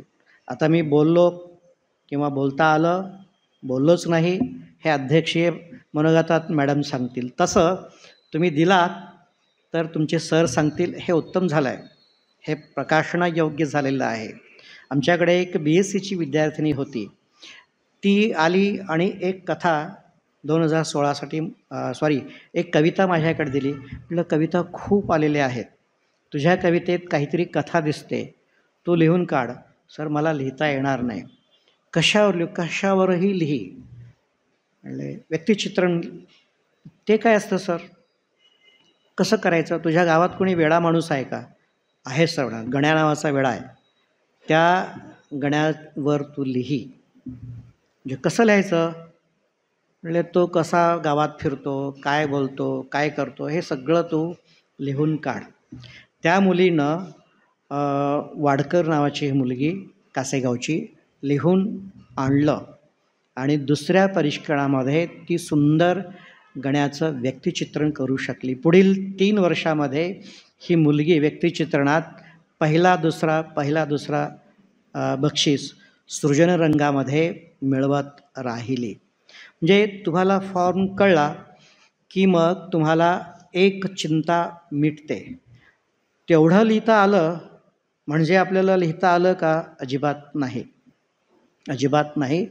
त्यानंतर तुमचा सराव तिथून सुरू होतो. आम्ही PhD केली म्हणजे आम्हाला संशोधनावर हुकूमत प्राप्त झाली का? अजिबात नाही. ते प्राथमिक आहे. काही मेथड वापरून काही सांगता येतं, काही शोधता येतं, हे कळण्याइतपत PhD आहे. त्यानंतर खरं काम सुरू होतं. 7, 8, 10 वर्षे 11 वर्षे लिहिल्यानंतर मग कुठे एका प्रयत्नात एक टाकी लिहिणं शक्य होतं. सुरुवातीला मी आता एकदा लिहिलं आहे, यानंतर मी आता एकाच झटक्यात मी सगळं लिहून काढेन, या आविर्भावात मुळात जायचंच नाही. मला करायचं आहे, सुंदर करायचं आहे. मला ताजमहाल बांधायचा आहे तर तो सुंदर बांधला पाहिजे. यासाठी मी जिंकण्यासाठी खेळणार आहे. खेळण्यासाठी खेळू नका. जग प्रचंड वेगाचं आहे आणि प्रचंड प्रभावी आहे. तुम्ही चांगले आहात आणि मुखदुर्बल आहात तर प्रवाह तुम्हाला कुठे पाचोळ्यासारखा रेटून गाळात दाबून देईल सांगू शकत नाही कुणीही. त्यामुळे आविर्भावात न जाता कळलं आहे तर त्या पाठीमागे लागा. सचिन तेंडुलकर उगीचच गावातल्या 80 वर्षाच्या म्हातारीलासुद्धा ओळखीचा होत नाही. त्याच्या काही गोष्टी मी पाहत होतो.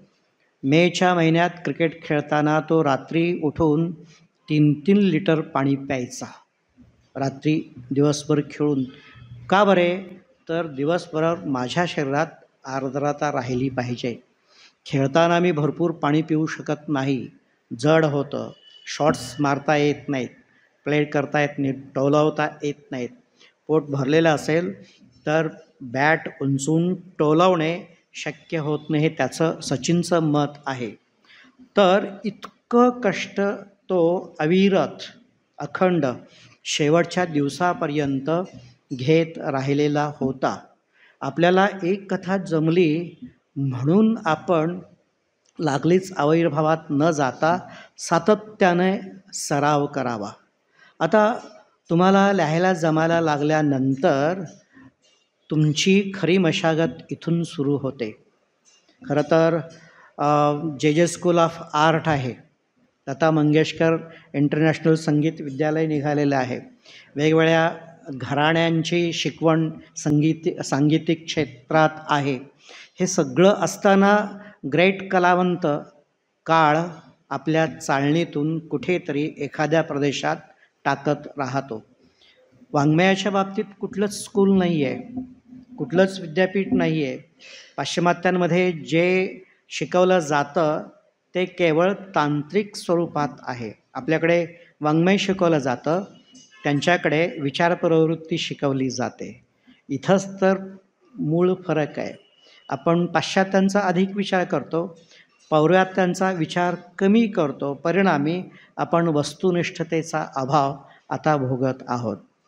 पौर्वात्यांनी, संस्कृतज्ञांनी साहित्याचा अत्यंत वस्तुनिष्ठ विचार केलेला आहे, पण इंग्लिश यांनी मात्र मानसिकदृष्ट्या विचार केलेला आहे. त्यामुळे तो गुंता अधिक वाढतो, कॉम्प्लेक्सिटी अधिक वाढते. मी इथलाच विद्यार्थी आहे. हा हॉल माझ्या ओळखीचा आहे. 1989 साली जेव्हा मतदाराचं वय 18 असेल का यावर एक डिबेट लागली होती. ऐन वेळेला मी इथे येऊन पहिलं बक्षीस नेलेलं होतं, त्यामुळे हा हॉल माझ्या ओळखीचा आहे. तर मॅडमला तेव्हा मी विचारलं होतं, त्या नवीन होत्या इथे, मी MA चा विद्यार्थी होतो. मला अक्षर वाङ्मय हा शब्द पटकन, इंग्लिश पर्यायी शब्द मला पाहिजे होता. मॅडम इथून चाललेल्या होत्या ग्रंथालयाला. मी विचारलं, मॅडम अक्षर वाङ्मय परमनंट लिटरेचर म्हणाल्या आणि पुढे निघून गेल्या. आता हे परमनंट लिटरेचर कधी होतं? परमनंट लिटरेचर हे बघा तुम्ही, काही लोक म्हणतील नाही त्याला 2000 वर्षे लागतात. खरं तर मन हेलावून जे टाकतं आपल्या संस्कृतीला, आपल्या वेगवेगळ्या प्रभावांना आपल्यात सामावून घेऊन प्रत्येक संस्कृतीसाठी प्रत्येक काळात जे काही देत राहतं ते टिकून उरतं. आपण यामध्ये टिकणार आहोत का याचा विचार आत्तापासून तुम्ही करावा. मग याच्यासाठी सतत वाचन करत राहावा. मला एक फार वाईट वाटतं, कॉलेजमधले लोकसुद्धा हे इंग्रजीचे प्राध्यापक आहेत, मराठीचे प्राध्यापक आहेत, हिंदीचे प्राध्यापक आहेत. म्हणजे या प्राध्यापकांना काहीच कळत नाही असं एक सूर असतो. खरं तर जगात काही चांगलं कळत असेल तर या वाङ्मयाच्या भाषेच्या अभ्यासकांना कळतं. सगळ्याचं मूळ गंतव्य भाषा आहे आणि अनेक गोष्टी भाषेतून आपण आकलन करून घेत असतो. ही गोष्ट निराळी आहे. सुरुवातीला आम्हाला 2+2 कळत नाही, पण 2+2 म्हटल्यानंतर 7 म्हणू शकतो, म्हणून आपण साहित्याकडे वळतो. तर हे नीट कळण्यासाठी मानववंशशास्त्राचं, अँथ्रोपॉलॉजीचं, सोशॉलॉजीचं, वर्तनशास्त्राचा नीट अभ्यास, सखोल अभ्यास करावा. पण एखादा बोलत असताना, उत्तम गात असताना ऐकावं, शास्त्रीय संगीत ऐकावं, उत्तम नृत्य ऐकावं.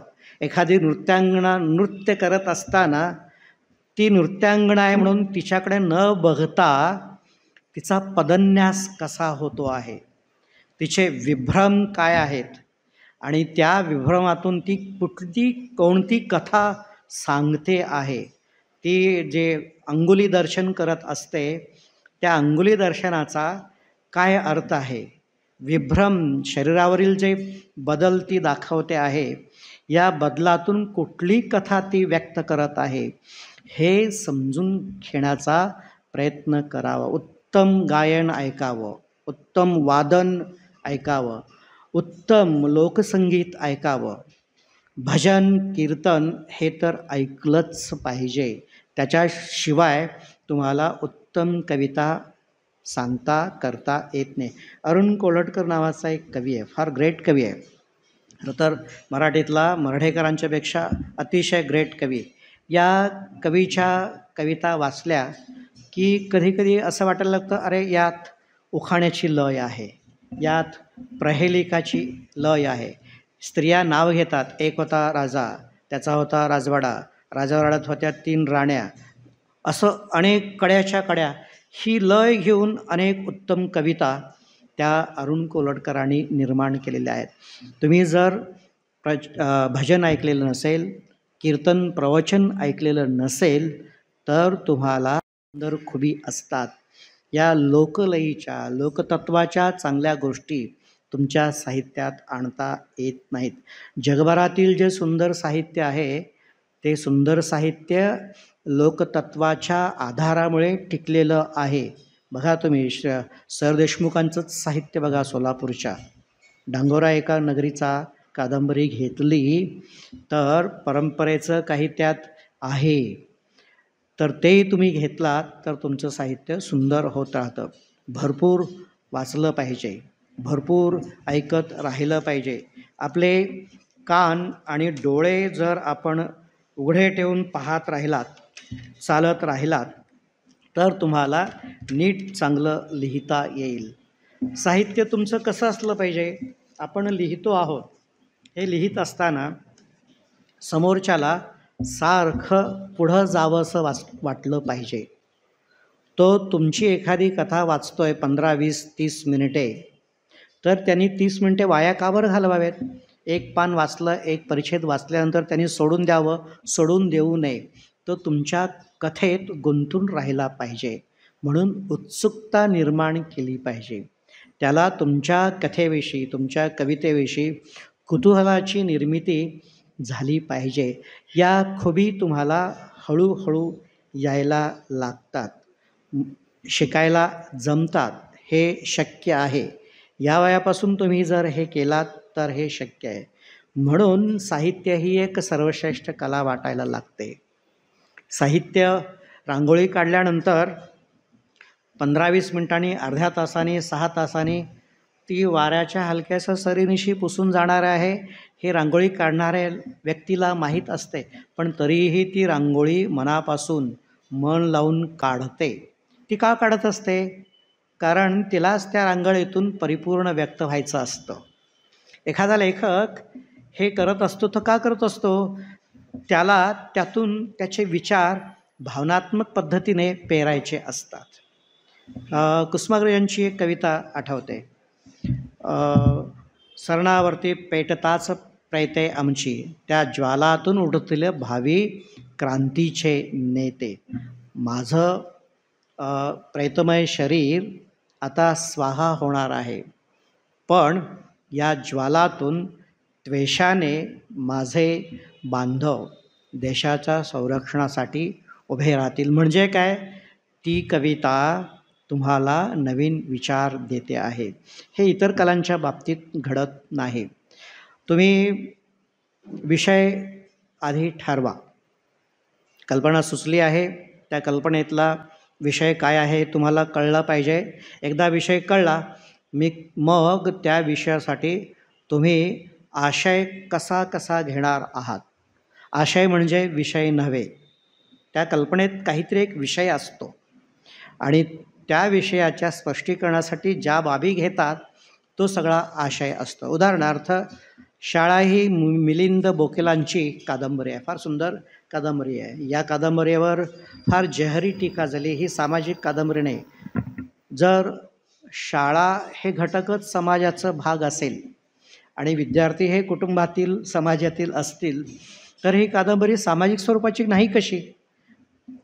उठायचं आणि टीका करायची. उदाहरणार्थ साने गुरुजी हे लेखकच नाहीत, आचार्य अत्रे त्यांना मांडतात, भालचंद्र नेमाडे त्यांना ग्रेट लेखक म्हणतात, आणि आपण म्हणतो साने गुरुजी लेखकच नाहीत. तसं शाळा या कादंबरीला मोडीत काढलं. या कादंबरीचा विषय काय?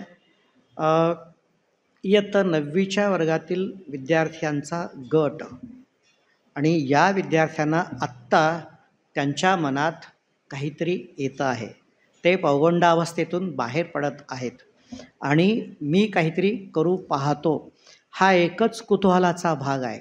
आणि त्यात आलेले सगळे वेगवेगळे विषय हे त्या कादंबरीचे आशय आहेत. तुम्हाला कळलं, मुलांचं मानसशास्त्र आपल्याला त्या कादंबरीतून द्यायचं आहे. विषय कळला की आशय आपोआप तुम्हाला तुमच्या कल्पनेमागून यायला लागतो. विषयाला महत्त्व दिलं पाहिजे, आशय आपोआपच तुमच्यासमोर यायला लागतो. हे जर तुम्ही शांतपणे व्यवस्थित केलात तर नीट पद्धतीने होतं. हे रचनेमध्ये वर्णन आणि निवेदन या 2 महत्त्वाच्या गोष्टी असतात. आपण लिहितो म्हणजे काय करतो? वर्णन करीत असतो. आणि या वर्णनात परीक्षेमध्ये कधी कधी प्रश्न असतो, पुजारी सर विचारतील, अमुक अमुक यांनी निवेदन कसे केले आहे. किंवा आत्ता जयंत पवारांनी नाटकामध्ये अधांत नाटकात दिलेले निवेदन स्पष्ट करा. निवेदन म्हणजे काय? निवेदन म्हणजे साधा अर्थ आहे सांगणे. तुम्ही कोणती भूमिका घेऊन लिहायला लागतं, आत्ता भूमिका घेऊ नका, कारण तुमचा चेहरा तयार झालेला नाही.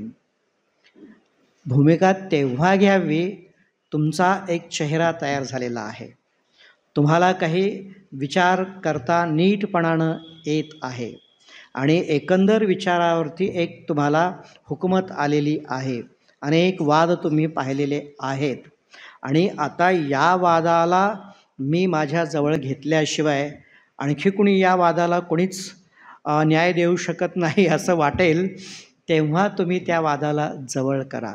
भूमिका नंतर घ्या, आधी स्वतःचा चेहरा निर्माण करा. चेहरा निर्माण झाल्यानंतर मग तुम्हाला काही करता येईल. एक विद्यार्थी आला, सर मला फिलॉसॉफिकल कादंबरी लिहायचं आहे. म्हणलं, बाळ फिलॉसॉफी म्हणजे काय? ते खूप काही सांगितलेलं असतं, माणसं वेडे झालेली असतात. ते म्हणजे जो विषय आचार विचार उच्चार याविषयीचं चिंतन सांगत असतो, त्याला आपण फिलॉसॉफी असं न म्हणता काहीतरी वेडेपणाने म्हणत राहतो. तो वेडेपणा अगदी सुरुवातीला करायचा नाही. भूमिका आधी घेऊ नका. भूमिका आधी तुमची भूमिका स्पष्ट होऊ दे, मग तुम्ही समाजासाठी भूमिका घ्या.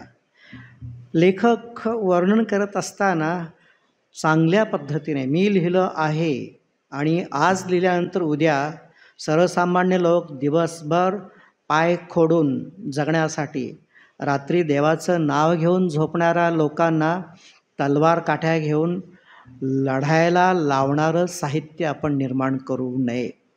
रात्री झोपताना या लोकांना हे वाचून मला खूप आनंद झाला, आणि उपाशी असलो तरी हरकत नाही, मला आता आनंदानं झोप लागते आहे, असं साहित्य आपण निर्माण करूया. म्हणजे पुढे तुम्हाला आपोआपच सगळं कळत जातं. निवेदन हे लेखकाचं काहीतरी सांगणं असतं. हे सांगणं तुम्हाला हळूहळू जमायला लागतं, पहिल्याच झटक्यात येणार नाही. उदाहरणार्थ नासी फडक्यांना काही निवेदन करता आलं का? नासी फडक्यांना आयुष्यभर काही निवेदन करता आलेलं नाही असा म्हणणारा फार मोठा गट आहे. आणि वि स खांडेकरांनी आयुष्यभर फक्त निवेदन केलं असं सांगणारा एक मोठा गट आहे. वि स खांडेकर अत्यंत जडजंबाल भाषेतून बोलायचे. भुकेचे गाठोडे डोक्यावर पाठीवर टाकून भीक न मागता ठेचकाळलेल्या पावनानेशी त्याच रक्ताच्या प्रकाशात मी अविश्रांतपणे चालत राहिलो. काय निवेदन आहे? निसरडे असतात. जेव्हा एखादा चांगला आशय सांगायचा असतो तेव्हा अशा भरजरी लफ्फेबाज भाषेमध्ये त्या आशयाला गुदरून टाकायचं नाही. त्याचा जीव घुसमटू नये. खांडेकरांना सांगायचं होतं की आपण स्वाभिमानी असलं पाहिजे, पण या भरजरी वस्त्रामुळे त्यातील जो आत्मा असतो तो आत्मा फार छान वाटतो, पण तो आत बांधला जातो. कधी कधी हे आपल्याला फार छान वाटायला लागतं. नासी फडके एक खूप चांगले शिक्षक होते. प्रत्यक्ष निर्मलकुमार फडकुले कोल्हापूरला जाऊन नासी फडक्यांना ऐकलेले आहेत ते कसे शिकवतात. तर त्यांनी एक वाक्य मला एला वर्गात सांगितलेलं होतं, आजही मला आठवतं. फडकुले सर वर्गात जाऊन बसले आणि फडके आले. बोलता बोलता म्हणाले, those that student who have red pen they must underline this line, and those that student who have not red pen they must kiss this line.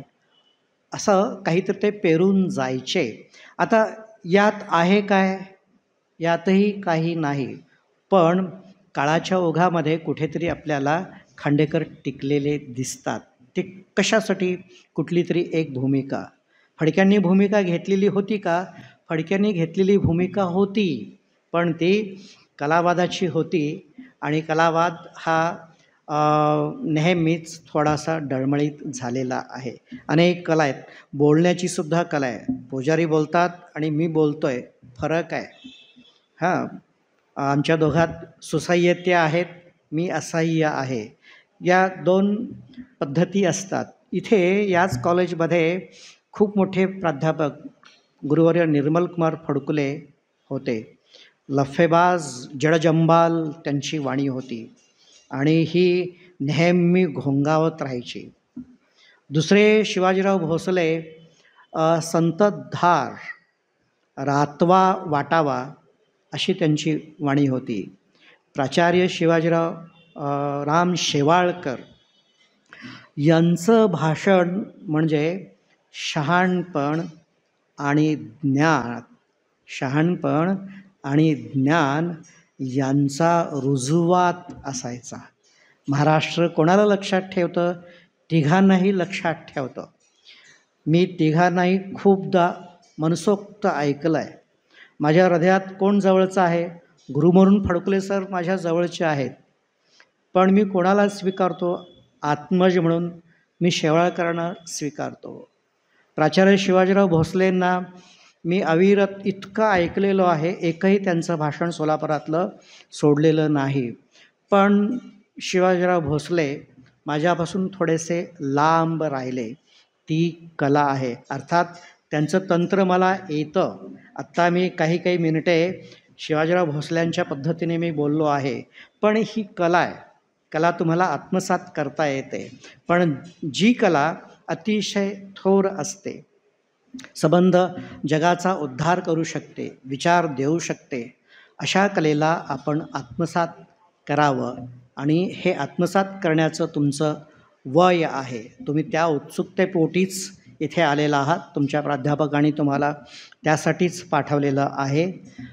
तुम्ही कराल. या किमान 30 विद्यार्थ्यातून 3 विद्यार्थी जरी झाले तरी ही या कार्यशाळेची फलश्रुती आहे. ठीक आहे, इतका वेळ मी बडबड केली. मला वाटतं ही पुरेशी आहे. काही शब्द माझे घसरत होते, कदाचित ते माझ्या व्होकल कॉर्ड्समधले दोष असू शकतील. मी विद्यापीठाचा, संगमेश्वर महाविद्यालयाचा, अर्थात हे माझंच महाविद्यालय आहे, मनापासून ऋण प्रकट करतो. तुम्ही शांतपणे ऐकलात, कोणाचाही मोबाईल खणखणला नाही, हे विशेष आहे. सर्वांचा मी आभारी आहे. धन्यवाद. कदाचित प्राध्यापकांना यातून काही मिळणार नाही, पण विद्यार्थ्यांना काही मिळावं अशी आशा प्रकट करतो. मी रजा घेतो. धन्यवाद.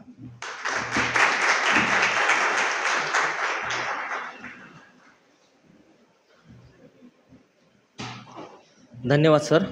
या सत्रातील दुसरे मार्गदर्शक आहेत डॉक्टर शिरीष देखणे सर. त्यांचा विषय आहे नाट्य संहिता लेखन. सर या.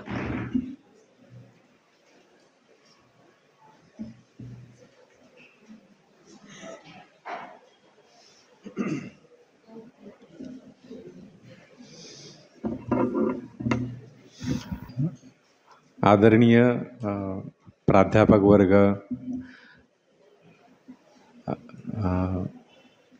शिबिरात सहभागी झालेले बरेच जण विद्यार्थी,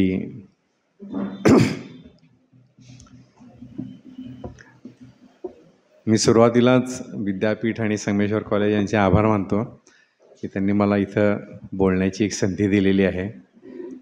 नाटककाराला सहसा स्टेजवरनं बोलण्याची संधी मिळत नाही. तो जे काही बोलतो आपल्या पात्रांच्या मार्फत ते स्टेजवर बोललं जातं. खुद्द नाटककार फार वेळाला बोलत नाही.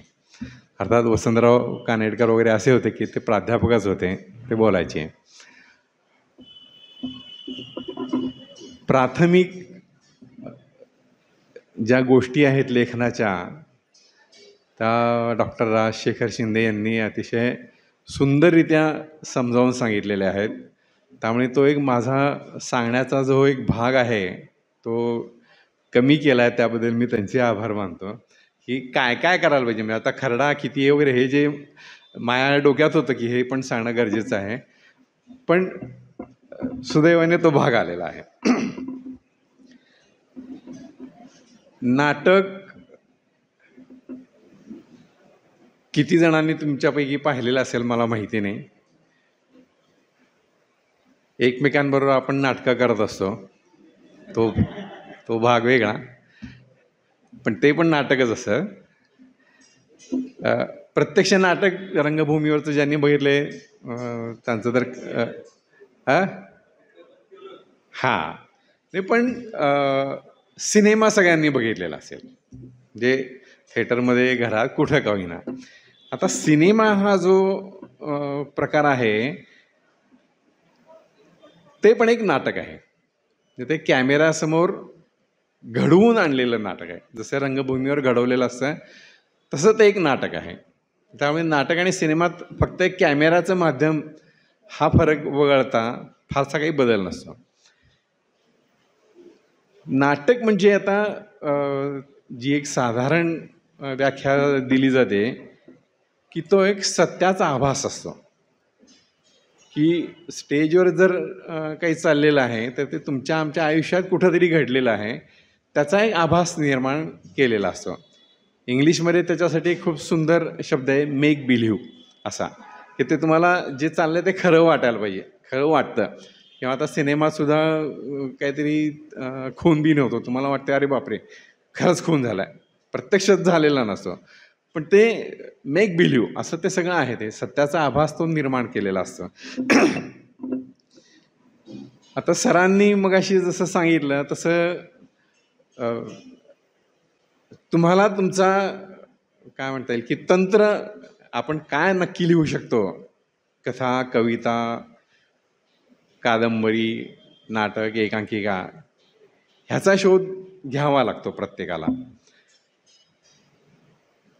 नाटक ही एक सगळ्यात अवघड कला आहे लिखाणाच्या बाबतीतली. जसं तुम्ही घरात बसून डोक्यात एक काही विषयाला एक 10 ओळी कविता लिहिली, विषय संपला, कथा लिहिली, हे तुमच्या पुरतं तुम्ही करू शकता. पण जेव्हा नाटक लिहायचं आहे तुम्हाला, तेव्हा त्याच्यात कारागिरी खूप मोठी असते. जसं म्हणजे एकदा वसंत कानेटकरच म्हणाले होते की नाटक म्हणजे 10% इन्स्पिरेशन आहे आणि 90% परस्पिरेशन आहे. घाम गाळावा लागतो ते सगळं हे करण्यासाठी. तर नाटक लिहिताना ज्या काही महत्त्वाच्या गोष्टी असतात त्याच्यात, आपल्याकडच्या म्हणजे तुम्ही आम्ही सगळेच, आपल्याला गोष्ट आवडते, गोष्ट ऐकायला पाहायला आवडते. तर आता नाटक जेव्हा आपण लिहितो तेव्हा ती एक गोष्ट आपण सांगणार असतो, जी मला सांगायची आहे अशी ती एक गोष्ट असते. जे अर्थात त्याच्यातही बरेच प्रयोग झालेले आहेत, पण बेसिकली जर बघायला गेलं तर एक गोष्ट असते ती, जी ती नाटकाच्या रूपाने आपण मांडणार असतो. आता गोष्ट आली की त्याच्यात पात्र आली. मग अशी सरांनी सांगितलं की महाभारतात हजारो पात्र आहेत, पण आपण जेव्हा आपली गोष्ट सांगणार असू आणि नाटक म्हणून जर ती करणार असू, तर मी महाभारतावर नाटक करू शकत नाही, 1000 लोक मी आणू शकत नाही स्टेजवर. मला स्टेजवर जेव्हा काही एक सादर करायचं आहे तेव्हा ठीक आहे 25, 30, 40 पात्र इथपर्यंतच ते असू शकतं, असायलाच पाहिजे असं नाही. पण जेव्हा आपण काही विषय गोष्ट मांडतो तेव्हा त्याच्यातली निवडक पात्र घ्यायची असतात आपल्याला. जेव्हा ही गोष्ट सांगतो या गोष्टीत घटना पण घडत असतात, की आता एखादा माणूस चाललेला आहे रस्त्याने, त्याची एक गोष्ट सुरू झाली, वाटेत त्याला कुणीतरी भेटला, समोरून एक चोर आला, हातातला मोबाईल पळवून दिला, ही घटना एक काहीतरी सुरू झाली तशी ती. आणि सगळ्यात महत्त्वाचा जो भाग असतो तो संवादाचा, की नाटक हे संवादात्मक आहे. एक पात्र, दोन पात्र, जितकी काही पात्र आहेत ती एकमेकांशी बोलतात, निर्माण होत जातात. आता हा जो एक संवादाचा जो भाग आहे तो खूप कठीण असतो. नाटक लिहिताना तुम्हाला संवादातून ते पात्र निर्माण करायचे, की तुम्ही तुमच्या आईचं एक पात्र निर्माण करणार आहात, तर ती आई बोलते कशी, वागते कशी, तिची वेशभूषा, केशभूषा, हा जो भाग आहे हा सगळा तुम्हाला नाटकात जे संवाद येणार आहेत त्याच्यातनं आणायचे तुम्हाला. ते मी 10 पानं लिहिली आईचं वर्णन, ते स्टेजवर येणार नाही आहे. ते जे काही येणार आहे ते संवादातून यायला पाहिजे. त्यामुळे नाटकाची जी कारागिरी आहे ती या दृष्टीने जास्त अवघड असते. शिवाय यातला जो एक आणखी एक भाग असतो संवादातनं सगळ्याला जो घडवायचा आहे, पात्र निर्माण तुम्ही जेव्हा करता कल्पनेतनंच निर्माण केलेली असतात, पण ती कुठेतरी तुम्ही आजूबाजूला पाहिलेली असतात, त्यांचे काही संदर्भ असतात, त्यांचं हसणं बोलणं वगैरे तुम्ही पाहिलेलं असतं, की ते तुम्ही तुमच्या पात्राला देता. आता नाटक किंवा गोष्ट जी तुम्ही सांगणार आहात त्यातला नायक आहे, समजा या संगमेश्वर कॉलेजचा विद्यार्थी आहे. संगमेश्वर कॉलेजचा जर विद्यार्थी असेल तर म्हणजे आता तो एक 18-20 वर्षाचा मुलगा आहे असं झालं. मागच्या आयुष्यात काय घडलं हा त्याचा इतिहास आहे. त्यामुळे आज तो जे काही बोलतो आहे, वागतो आहे, हे या इतिहासातून येणार आहे. म्हणजे लहानपणी त्याचं खूप आईवडिलांनी छळ केलेला आहे, काही असं झालेलं असेल, तर आज त्याचं वागणं जे आहे की ते रिबेल असेल तो, किंवा ते सगळ्या व्यवस्थेवर चिडलेला असेल, हा इतिहासही सुद्धा तुम्हाला त्या पात्राचा संवादातून आणायचा आहे.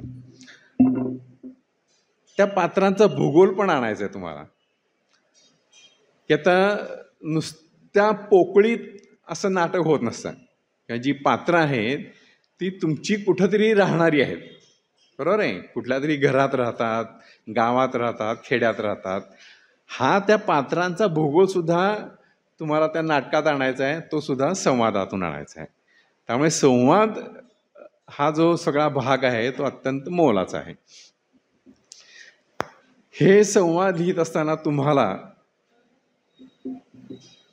आपल्याला जी गोष्ट सांगायची आहे ती गोष्ट हळूहळू कशी पुढे जाणार आहे हे ते संवादातून तुम्हाला ती गोष्ट पुढे न्यायची आहे. आता साधं एक उदाहरण घेऊ आपण. 2 माणसं समोरासमोर भेटली. एकाने विचारलं, हॅलो कसं काय. आता समोरचा जर सोलापूरचा असेल, काय नाही निवांत. तोच पुण्याचा असेल तर माझी आता चहाची वेळ झाली, मी निघतो. असे म्हणजे त्या एका वाक्याला प्रतिसाद खूप वेगवेगळ्या पद्धतीने येऊ शकतात. तर प्रतिसाद म्हणून तुमची पात्र काय बोलणार आहेत हे आपल्याला ठरवावं लागतं. म्हणजे काय कसं काय चाललंय, जर तो दुःखी माणूस असेल तर काय सांगायचं तुला, माझं असं झालेलं होतं वगैरे, हे तुमच्या कथेत येणार असेल तर बोलायचं, नाहीतर ते तुम्ही तिथं सांगायचं नाही. रंगभूमीवर उच्चारला जाणारा प्रत्येक शब्द हा अर्थपूर्ण असला पाहिजे. तो उगीच मला वाटलं म्हणून मी एक कविता लिहिली, मध्ये खूप छान कविता आहे, मला इथं टाकावी शकते, तसं चालत नाही ते. कारण मग त्या जे काही तुम्ही एक चित्र निर्माण करणार आहात त्याचा सगळा तो जाऊ शकतो.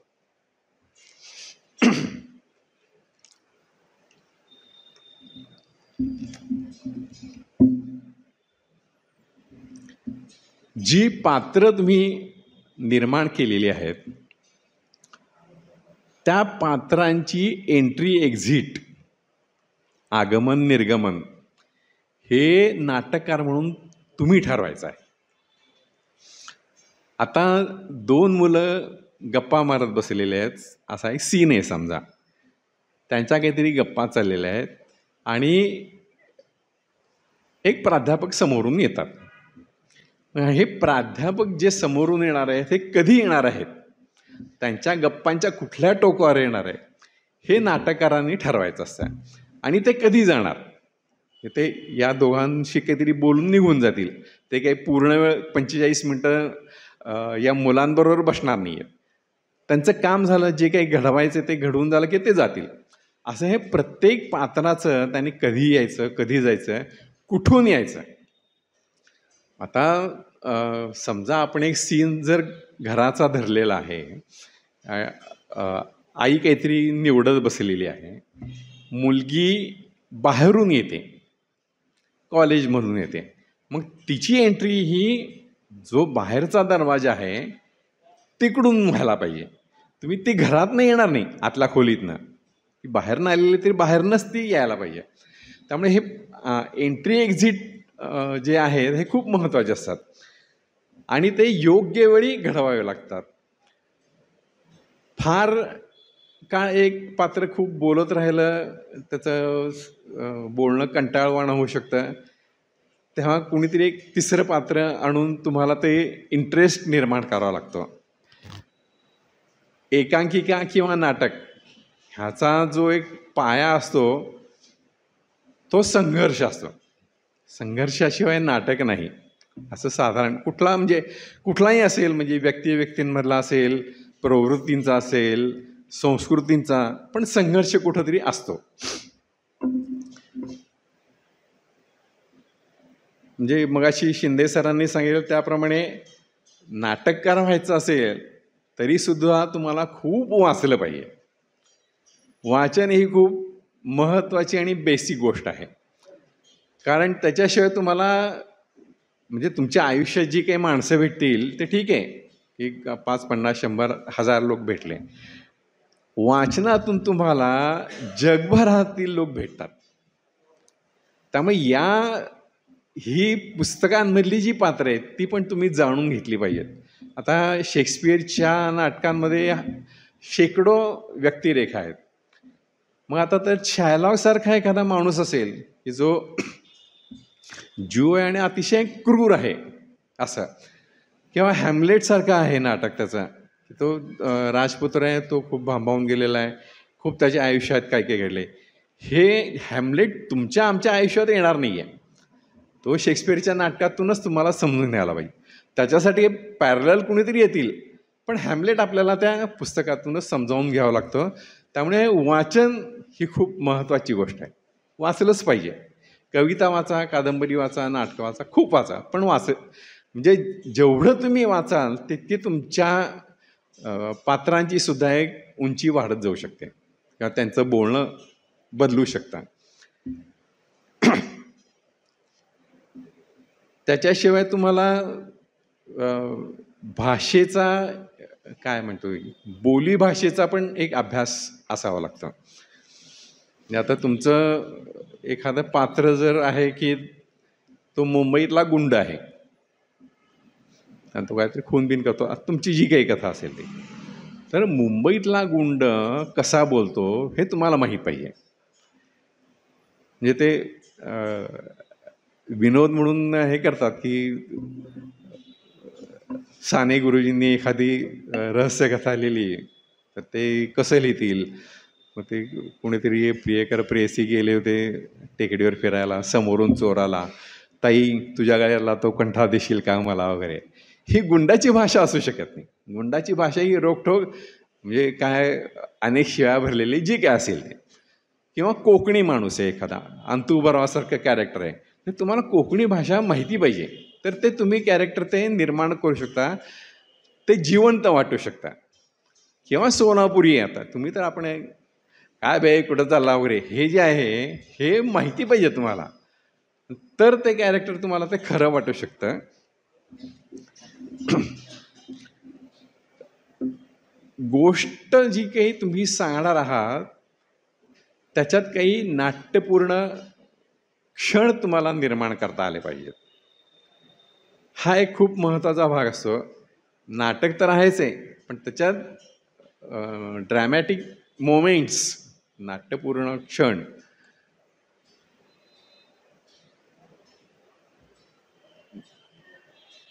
की आता एखादी मुलगी असं म्हणू आपण की संध्याकाळची वेळ आहे, 8-8:30 झालेले आहेत, कुठेतरी एका नदीच्या पुलावर उभी आहे आणि आता कदाचित उडी पण मारणार असेल आणि मग तिला वाचवायला कुणी येतं. हा जो एक नाट्यपूर्ण क्षण तिच्या आयुष्यातला किंवा या माणसाच्या आयुष्यातला असा जो असतो तो निर्माण करता यायला पाहिजे तुम्हाला रंगभूमीवर. असे एक नाही अनेक क्षण निर्माण करावे लागतात. म्हणजे कानेटकरांचं एक अश्रूंची झाली फुले नावाचं नाटक आहे, खूप गाजलेलं नाटक आहे, अवश्य वाचा तुम्ही सगळे. म्हणजे एकेकाळी प्राध्यापक असलेला तो विद्यानंद जो असतो, पुढे त्याच्यावर काहीतरी आरोप केले जातात, तो तुरुंगात जातो आणि बाहेर पडतो तो स्मगलर झालेला आता रितसर. त्याच्यातही त्यांनी काय म्हणता येईल नाव कमावलेलं आहे, कारण बुद्धिमान आहे, सगळे कसं खेळायचं आणि मग त्याच्यातल्या शत्रूंना कसं संपवायचं वगैरे हे सगळं झालेलं आहे. आणि त्याला पकडायला त्याच्याच हाताखाली शिकलेला लाल्या नावाचा मुलगा आलेला आहे, तो इन्स्पेक्टर झालेला. आता हे जे नाट्य आहे की एकीकडे प्राध्यापक आहे की ज्याने काय सद्वर्तनाचे धडे दिलेत आपल्या विद्यार्थ्यांना, पुढे तो बी घडला आणि त्याच्यातनं घडलेला एक काय तो तर लाल्या सुरुवातीला गुंडच असतो, पण तो या विद्यानंदमुळे सुधारतो आणि इन्स्पेक्टर बनतो. म्हणजे हा किती नाट्यपूर्ण क्षण आहे. एक स्मगलर आहे, एक इन्स्पेक्टर आहेत जे एकमेकांच्या आयुष्यात खूप वेगळ्या भूमिकेतनं आलेले आहेत समोर. असं जे एक नाट्य निर्माण करता यायला पाहिजे, असं ते खूप चांगली नाटकं वाचली तर तुमच्याही लक्षात येईल. ते नाटक लिहिताना तुम्हाला आणखी एक गोष्टीचं हे करावं लागतं, विचार करावा लागतो की वेळेचं बंधन असतं. एकांकिका जर तुम्ही लिहिणार असाल तरी ती साधारण 40-45 मिनिटात संपायला पाहिजे. नाटक असेल तर ते 2-2.5-3 तासात संपायला पाहिजे. पूर्वीच्या काळी 5-5, 6-6 तास संगीत नाटकं चालायची, पहाटेपर्यंत चालायची, तेव्हाचे प्रेक्षक वेगळे होते. आताच्या प्रेक्षकांना कॅप्सूलमध्ये द्यावं लागतं सगळं जे काही आहे ते. अर्ध्या तासात लोकांची काय म्हणता येत बघण्याची ऐकण्याची क्षमता कमी झालेली. तुम्ही कुठेही मित्रमैत्रिणी जरी बोलत बसलात तरी एक अर्ध्या तासानंतर ते जरा थोडं चित्त विचलित व्हायला सुरुवात होती लोकांची. किंवा भाषणाला गेला तरी लोक 2 तास ऐकत बसलेत असं होत नाही. इव्हन गाण्याच्या क्षेत्रात सुद्धा एक म्हणजे पूर्वी 2-2 तास एक राग गायचे, भीमसेन वगैरे असे सगळे, वसंतराव किंवा आताचे जे गायक आहे ते 40-45 मिनिटात एक रागदारीचं काहीतरी करतात, मग पुढे ते भजन वगैरे असं सगळं त्यांचं सुरू होतं. त्यामुळे हा एक काय म्हणता येईल कल्चरल सगळा असा तो बदल झालेला आहे. त्यामुळे नाटक करताना तुम्हाला एक वेळेचं भान, की मला जी काही गोष्ट सांगायची आहे ती एवढ्या वेळेत संपली पाहिजे, हा एक खूप महत्त्वाचा त्याच्यातला भाग आहे.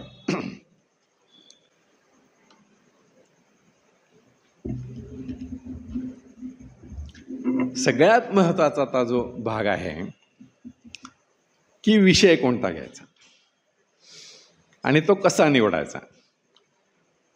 हे काय म्हणता येईल, ज्याच्या त्याच्या आकलनाप्रमाणे, कल्पनाशक्तीप्रमाणे, बुद्धीप्रमाणे, अनुभवाप्रमाणे, वाचनाप्रमाणे ते त्याला सापडत जातं. ते आता मी मगाशी तो एक जो उल्लेख झालेला होता तो मी हे क्लिअर करतो, मी काही डॉक्टर नाही आहे. मी मगाशी म्हणाले काही डॉक्टर नाही आहे,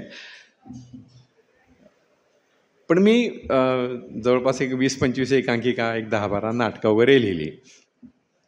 मला कसे विषय सापडले त्याचे 2 उदाहरणं देतो, म्हणजे तुम्हाला साधारण कळेल की कसं लिहावं, कशावर लिहावं. बंधन काहीच नसतं, कशावरही लिहू शकता तुम्ही. की म्हणजे इथल्या तुमच्या मित्रमैत्रिणींच्या भांडणापासून आंतरराष्ट्रीय स्तरावरच्या इराण इराक युद्धावर पण तुम्ही लिहू शकता. विषयाचं आपल्याला काही बंधन नाही, पण कुठला विषय कुठे सापडेल हे सांगता येत नाही. आता ही जी गोष्ट मी सांगणार आहे ती जवळपास एक 30-35 वर्षांपूर्वी एका पेपरमध्ये एक जाहिरात आलेली होती. एवढीशी, म्हणजे अशी छोटीशी जाहिरात होती. वर लिहिलेलं होतं आईचा शोध. खाली एका तान्ह्या मुलाचा फोटो होता. एक 4-6 महिन्याचं असं ते बाळ असेल. ते खाली मजकूर असा होता, या फोटोतली मुलगी 20 वर्षांपूर्वी पुण्याच्या शिवाजीनगर स्टँडवर टाकलेली आढळली. आता ती परदेशात आहे, सुखात आहे, पण तिला आपली खरी आई कोण आहे याचा शोध घ्यायचा आहे. तिची आईकडून कसलीही अपेक्षा नाही, फक्त आई एकदा भेटावी म्हणून ती आलेली आहे. मग कुठं लॉजवर उतरली, तिथला नाव पत्ता वगैरे सगळ्यात ते दिलेला होता. अशी ती एक जाहिरात माझ्या बघण्यात आलेली होती. ते बघितल्यावर मला खूप इंटरेस्टिंग वाटलं प्रकरण हे, की 20 वर्ष होऊन गेलेली आहेत. आता ही मुलगी मजेत आहे, सधन आहे. तिला इतक्या वर्षांनी इतकी ओढ का वाटावी की आपली खरी आई कोण आहे हे बघण्याची ओढ का वाटावी. दुसरा प्रश्न असा येतो की जो फोटो छापलेला होता, म्हणजे आता तो काय म्हणता येईल की त्या वयातली, म्हणजे 5-6 महिन्याची जी मुलं असतात, तर कुठल्याही मुलाचा फोटो साधारण सारखाच असतो. ते काही वेगळं त्याला रंगरूप आलेलं नसतं किंवा नाक नक्ष काही वेगळं नसतं. मग हिला कसं वाटतंय की आता हे ह्याच्यावरून मला आता 20 वर्षांनी ती आई ओळखेल, हा एक प्रश्न माझ्या मनात निर्माण झाला. आणि पुढचा आता जो भाग येतो विचारांचा, की ज्या परिस्थितीत आता त्या आईनी टाकून दिलं, आता ती काय सिच्युएशन होती आपल्याला माहिती नाही, कशामुळे हे वेळ आली तिच्यावर. पण आता आज 20 वर्षानंतर ती आई ती कुठे असेल? पुणे, बेंगलोर, मुंबई, हैदराबाद, कुठेही असू शकते. बरं, ती आता परत तिचं काही लग्न झालेलं असेल का माहिती नाही. ती कदाचित एखाद्या झोपडपट्टीत काय धुणं भांडी करत असेल, किंवा एखाद्या चांगल्या घरात पडून छान संसार चाललेला असेल, जर अशिक्षित असेल तर तिला हे वाचता पण येणार नाही जी जाहिरात दिलेली आहे ती, किंवा हैदराबादला गेलेली असेल तर ते कळणारच नाही ना की पुण्यातल्या पेपरमध्ये जी काही जाहिरात आलेली आहे वाचून काय करणार आहे. या सगळ्या निगेटिव्ह गोष्टी असून सुद्धा या मुलीला वाटतंय की मी जाहिरात देते आणि मला कदाचित माझी आई भेटली तर किती बरं वाटेल. असे हे अनेक विचार ती एवढीशी जाहिरात वाचून माझ्या डोक्यात आले. आणि आपल्याला सुद्धा कसं असतं की काय म्हणता येईल, आपलं मूळ कुठे आहे हे जाणून घ्यायचं असतं. हे माहिती असतं ते आपण कोण, कुठले, काय, छान घरात राहणारे सगळे असतो ते. पण म्हणजे आता समोरून एखादा जर माणूस आला, काय काय पाहुणं तुम्ही कुठले, मग तो सांगतो मी सोलापूरचा, मी अहमदनगरचा. म्हणजे आपलं मूळ जे आहे ते आपल्याला सांगायला बरं वाटत असतं. आता या मुलीला माहीतच नाही आहे, त्यामुळे तिचा तो एक कोंडमार आहे की मी नक्की कोण, कुठली, काय, असा हा जो सगळा एक भाग माझ्या मनात निर्माण झाला, प्रश्न निर्माण झाले. त्याच्यावरून मग मी एक कथा निर्माण केली की अशी अशी ती मुलगी आलेली आहे, उतरलेली आहे. तिचा जो कोणी होणारा नवरा त्यांनी तिला वेड्यात काढलेला आहे की सगळा वाया जाणारा तुझा खटाटोप आहे. पण ती आलेली आहे आणि मग एक बाई तिला भेटायला येते आणि ती म्हणते की मी तुझी जाहिरात वाचली. हिला वाटतं की आईचं आहे की काय. ते म्हणते नाही, तसं नाही आहे, मी जाहिरात वाचली आणि मला सगळं हे माहिती आहे आणि जेव्हा हा सगळा प्रसंग घडला तेव्हा मी तुझ्या आईबरोबर होते. मग ती म्हणते मग मला आईला भेटवा ना. ती म्हणते तिची म्हणजे आईची पण भेटण्याची इच्छा आहे, पण ती तुला जाहीरपणे स्वीकार करू शकणार नाही, कारण ती आज खूप वेगळ्या पोझिशनला आहे. म्हणजे काय म्हणता येईल की तिचं लग्न झालं आहे, 2 मुलं आहेत, चांगला सुखी संसार आहे, गडगंजे इस्टेट आहे. आणि अशा वेळेला 20 वर्षानंतर मागे कधीतरी तिच्या हातनं काहीतरी एक जी चूक घडलेली आहे ती स्वीकारायची आता तिची तयारी नाही. हे खूप शक्यता असतात, त्याच्यातली एक शक्यता आहे. असं म्हणून मी ती एकांकिका लिहिलेली होती. असं ते म्हणजे काय जर्म किंवा तुम्हाला विषय कुठून मिळू शकतो हे काही सांगता येत नाही, असा तो शोधावा लागतो. मला वाटतं मी बरंच बोललेलं आहे आता. आणखी काही म्हणजे तुम्हाला शंका असतील तर आपण केव्हाही बोलू शकतो. आणखी पण एक विषय होता, पण ठीक आहे आपण नंतर कधीतरी बोलूयात. मला इथं या माझ्या आवडीच्या विषयावर बोलण्याची संधी दिली आहे त्याबद्दल मी संयोजकांचा मनपूर्वक ऋणी आहे. धन्यवाद.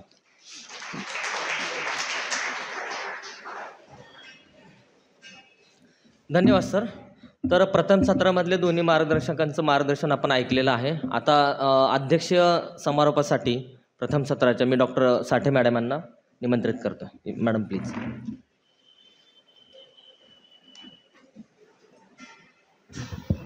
मला खात्री आहे की आता अध्यक्षीय का अशी भीती तुमच्या मनात वाटलेलीच असणार आहे, पण घाबरण्याचं काही कारण नाही.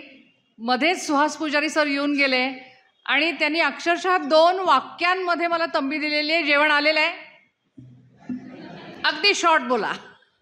त्यामुळे अगदी 2 मिनिटांच्या वर मी काही बोलणार नाही आहे. तुम्ही घाबरण्याचं काहीच कारण नाही आहे. तेव्हा आजचे हे दोन्ही दिग्गज मार्गदर्शक शिंदे सर, देखणे सर,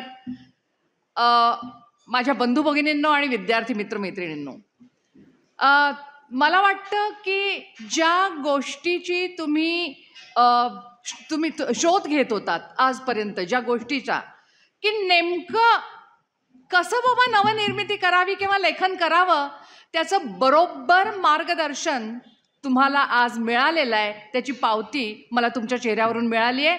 तर तुमच्या लक्षात आलं असेल की शिंदे सरांनी सुरुवातीला केवळ कला म्हणजे काय, रस म्हणजे काय, भरतमुनींच्या रसास्वादाचा त्यांनी उल्लेख केला आणि ते थोडक्यात सांगितलं. पण तिथंच ते थांबलेले नाही आहेत. तर जे तुम्हाला नेमकं हवं होतं की लेखन आणि त्याचे अगदी प्रॅक्टिकल स्टेप बाय स्टेप त्यांनी तुम्हाला स्टेप्स सांगितलेले आहेत, जितके तुम्हाला उपयोगी पडतील. आणि याचीच तुम्हाला तहान होती, याची मला खात्री आहे. त्यांनी अनेक स्टेप सांगितले की एखादी कल्पना तुमच्या मनात येते कशी, ती रेंगाळती कशी, आणि मग तुम्हाला डोळ्यासमोर चित्र कशी दिसतात, मग तुम्ही खरडा कसा लिहायचा. अर्थात ही वेळ नाही आहे परत म्हणजे हे करण्याची, पण अतिशय सुयोग्य मार्गदर्शन सर तुम्ही आमच्या विद्यार्थ्यांना दिलेलं आहे. याबद्दल तुमचे मानावेत तेवढे आभार कमीच आहेत. याशिवाय त्यांनी वैश्विकता कशी, त्यांनी सांगितलं की साठे मॅडम मला गाठ पडल्या आणि एक कायमचं असं लिटरेचर म्हणजे काय, तर मी म्हणे आता मला आठवत नाही आहे सर, पण परमनंट लिटरेचर म्हणून सांगून गेले की ज्याला दुसऱ्या भाषेमध्ये आपण वैश्विकता म्हणतो, ती वैश्विकता कशी गाठायची हे सुद्धा मार्गदर्शन त्यांनी केलेलं आहे. खरंच सर हॅट्स ऑफ. आणि आपले दुसरे जे मार्गदर्शक आहेत देखणे सर, त्यांचा विषय थोडासा वेगळा होता, नाट्य संहिता लेखन, पण त्याही विषयाबद्दल त्यांनी अतिशय सुयोग्य मार्गदर्शन केलेलं आहे. तर नाटक म्हणजे काय, नाटक हे इतर कला प्रकारांपासून वेगळं कसं असतं, नाटकामध्ये संवाद कसे महत्त्वाचे असतात, या संवादातून पात्र कशी निर्माण करायची, ती निर्माण करत असताना त्या पात्रांचा इतिहास, भूगोल, मानसशास्त्र हे सगळं कसं तुम्ही त्याच्यामध्ये संवादामधून दाखवून द्यायचं, आणि त्याच्यासाठी तुम्हाला भरपूर वाचन केलं पाहिजे, बोलींचा अभ्यास असला पाहिजे, वेगवेगळे विषय कसे निवडायचे, या सगळ्याचं सर आपण अतिशय सुयोग्य असं मार्गदर्शन केलेलं आहे. त्याबद्दल दोघांनाही मी धन्यवाद देते. आणि मला स्वतःला असं वाटतं की शेवटी ही सृजनशीलता किंवा नवनिर्मिती तसं एक गूढच आहे, तसं एक गूढच आहे. बघा ना, ज्या अनुभवातून नवनिर्मिती होते तो अनुभव जवळजवळ सगळेच घेत असतात. बऱ्याचदा असं आपल्याला, एक छोटंसं उदाहरण देते आणि संपवते, की तुम्ही ट्रिपला जाता, एखाद्या निसर्गरम्य ठिकाणी जाता, सगळ्यांनाच तो सुंदर निसर्ग अनुभव, वा आपण आपली एक्सप्रेशन असते, वा काय छान, पण आम्ही तिथंच थांबतो आणि मग आपल्या लक्षात येतं की त्यातलाच एखादा बालकवी बोलून जातो, हिरवे हिरवे गार गालीचे हरित तृणांच्या मखमालीचे. आम्हा सगळ्यांना तेच, दुसरं दिसलं नव्हतं ना, सगळ्यांसाठी तेच होतं. निसर्गाने तेच सौंदर्य दाखवलं. एखादाच का बालकवी झाला? हुंडाबळी किंवा सासू ससुनांच्या मधले विसंवाद विकोपाला पोचून तो मुलगा आणि सून आत्महत्या करतो, हे आम्ही आजूबाजूला बघत असतो, घडत असतं, कॉलनीमध्ये घडत असतं, नात्यामध्ये घडत असतं. पण एखादाच मतकरी लिहून जातो, माझं काय चुकलं. तेव्हा नेमकी ही सृजनाची बीज कुठं आहेत याचा आपण शोध घेतला पाहिजे. रवींद्रनाथ टागोर म्हणतात, भावनांच्या उत्कटतेमध्ये अतिशय उत्कट भावना असल्याशिवाय ही निर्मिती होत नाही, हे आपण लक्षात ठेवलं पाहिजे. याशिवाय आणखी आपल्याला असं दिसतं की स्वानुभवाची गरज आहे, स्वतःच्या अनुभवांची गरज आहे. कारण ज्याचं जळतं त्याला कळतं. तेव्हा त्यातून जे लेखन होतं ते अतिशय दर्जेदार लेखन होतं. पण आपण एका ठिकाणी असंही बघतो की संदीप खरे सारखा एखादा कवी, या कवीच्या मित्रानं लोकलमध्ये, म्हणजे लोकलमध्ये प्रेमात पडला असं मला म्हणायचं नाही आहे, की तो प्रेमात पडला मित्र, आणि त्यानं मला आता कसं वाटतंय हे त्याने आपल्या मित्राला संदीप खरेला लोकलमध्ये वर्णन केलं. ते ऐकून संदीप खरे ह्या एखाद्या माणसाने कविता लिहिली, क्षणाक्षणाच्या दिव्या दिव्यातून अत्तर जळते रे. कसं वाटलं होतं त्याला प्रेमात पडल्यावर?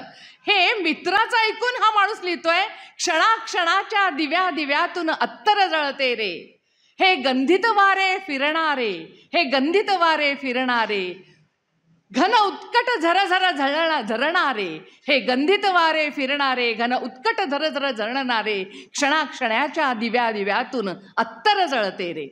मग आता हा काय प्रकार आहे? इथे तर स्वानुभव नाही आहे, पण दुसऱ्याचा अनुभव सुद्धा इतक्या उत्कटतेने अनुभवून निर्मिती करण्यासाठी संवेदनशीलता लागते. अतिशय उच्च कोटीची संवेदनशीलता हेही नवनिर्मितीचं एक कारण आहे. याशिवाय आणखीन अनेक गोष्टी लागतात. सरांनी सांगितल्याप्रमाणे कल्पनाशक्ती लागते, राईट. अतिशय उच्च कोटीची कल्पनाशक्ती लागते. आणि सरांनी सांगितलं तुम्हाला की कसं तुम्ही ते तुमचं लेखन सुंदर करू शकता. बरोबर आहे. आणि एक गोष्ट आपण लक्षात ठेवली पाहिजे की शेवटी आशय आणि अभिव्यक्ती लिखाण करता, तुम्ही लिहिता आणि ते तयार होतं. कविता असेल, नाटक असेल किंवा कादंबरी असेल, ती झाली अभिव्यक्ती. तर आशय आणि अभिव्यक्ती हे हातात हात घालून जातात.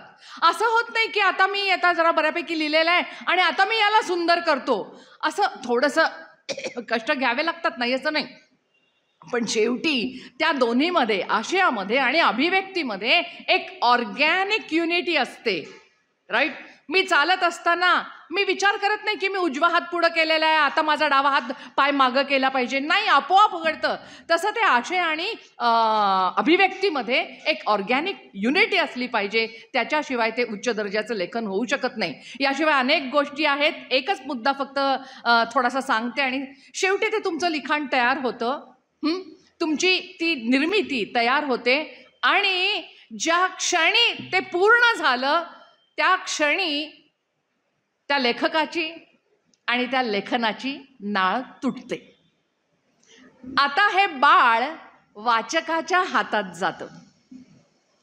वाचकाच्या हातात गेल्यानंतर वाचक त्याच्याशी खेळतात आणि हा बघत राहतो. तेव्हा त्या निर्मितीची नवनिर्मिती होते. कारण प्रत्येक जण आपल्या परीनं त्याचा आता अर्थ काढतो. तेव्हा अर्थात हा पुढचा मुद्दा आहे, हा लेखनातला मुद्दा नाही हे मला माहिती आहे. पण तरी सुद्धा या साऱ्या अंगांचा, साऱ्या गोष्टींचा या नवलेखकांनी विचार केला पाहिजे असं मला वाटतं. आणि शेवटी ही लेखन कार्यशाळा, अतिशय उपयुक्त अशी लेखन कार्यशाळा विद्यापीठ आणि संगमेश्वर कॉलेज यांच्या संयुक्त विद्यमानं आयोजित केली. याच्याबद्दल मी त्यांना धन्यवाद देते. आणि मला इथे एक अध्यक्ष म्हणून व्यक्त होण्याची संधी दिली, याच्याबद्दलही मी त्यांचे आभार मानते. धन्यवाद.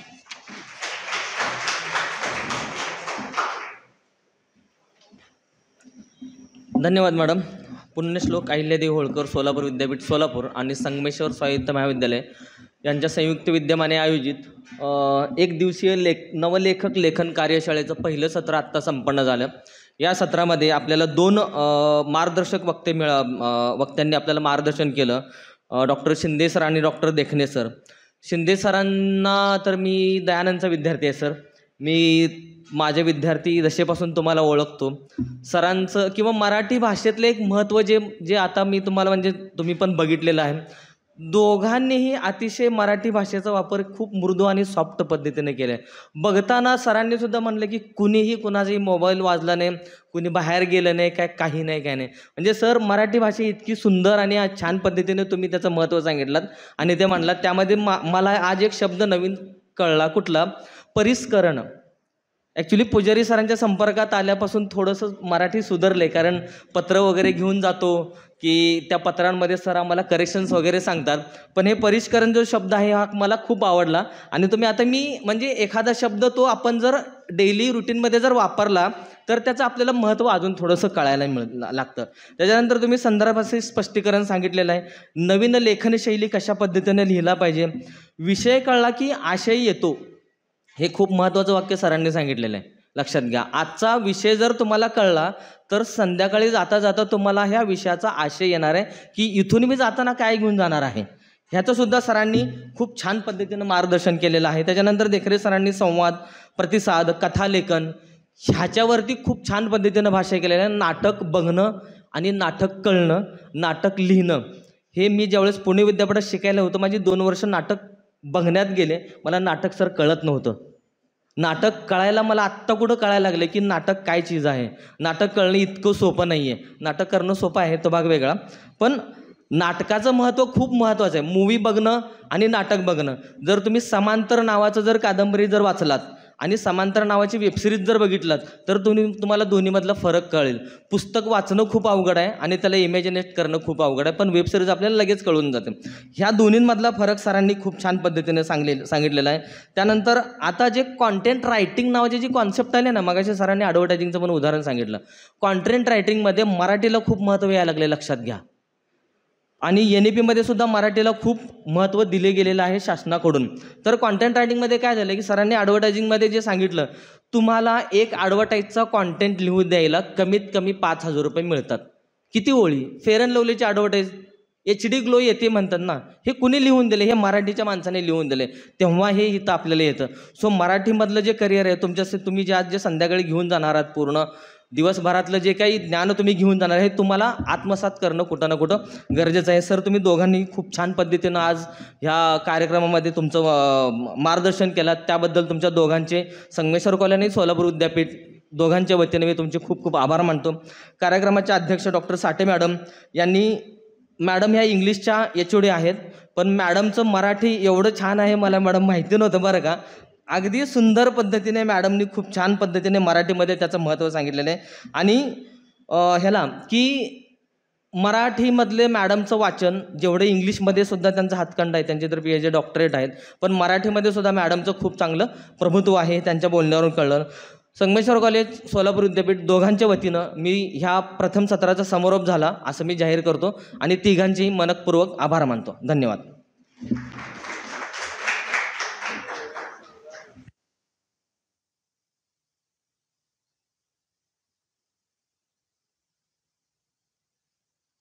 सर्वांना एक सूचना आहे, ज्यांनी कोणी रजिस्ट्रेशन करण्याचं जर राहिलं असेल, येऊन डिरेक्टली कार्यक्रमाला बसला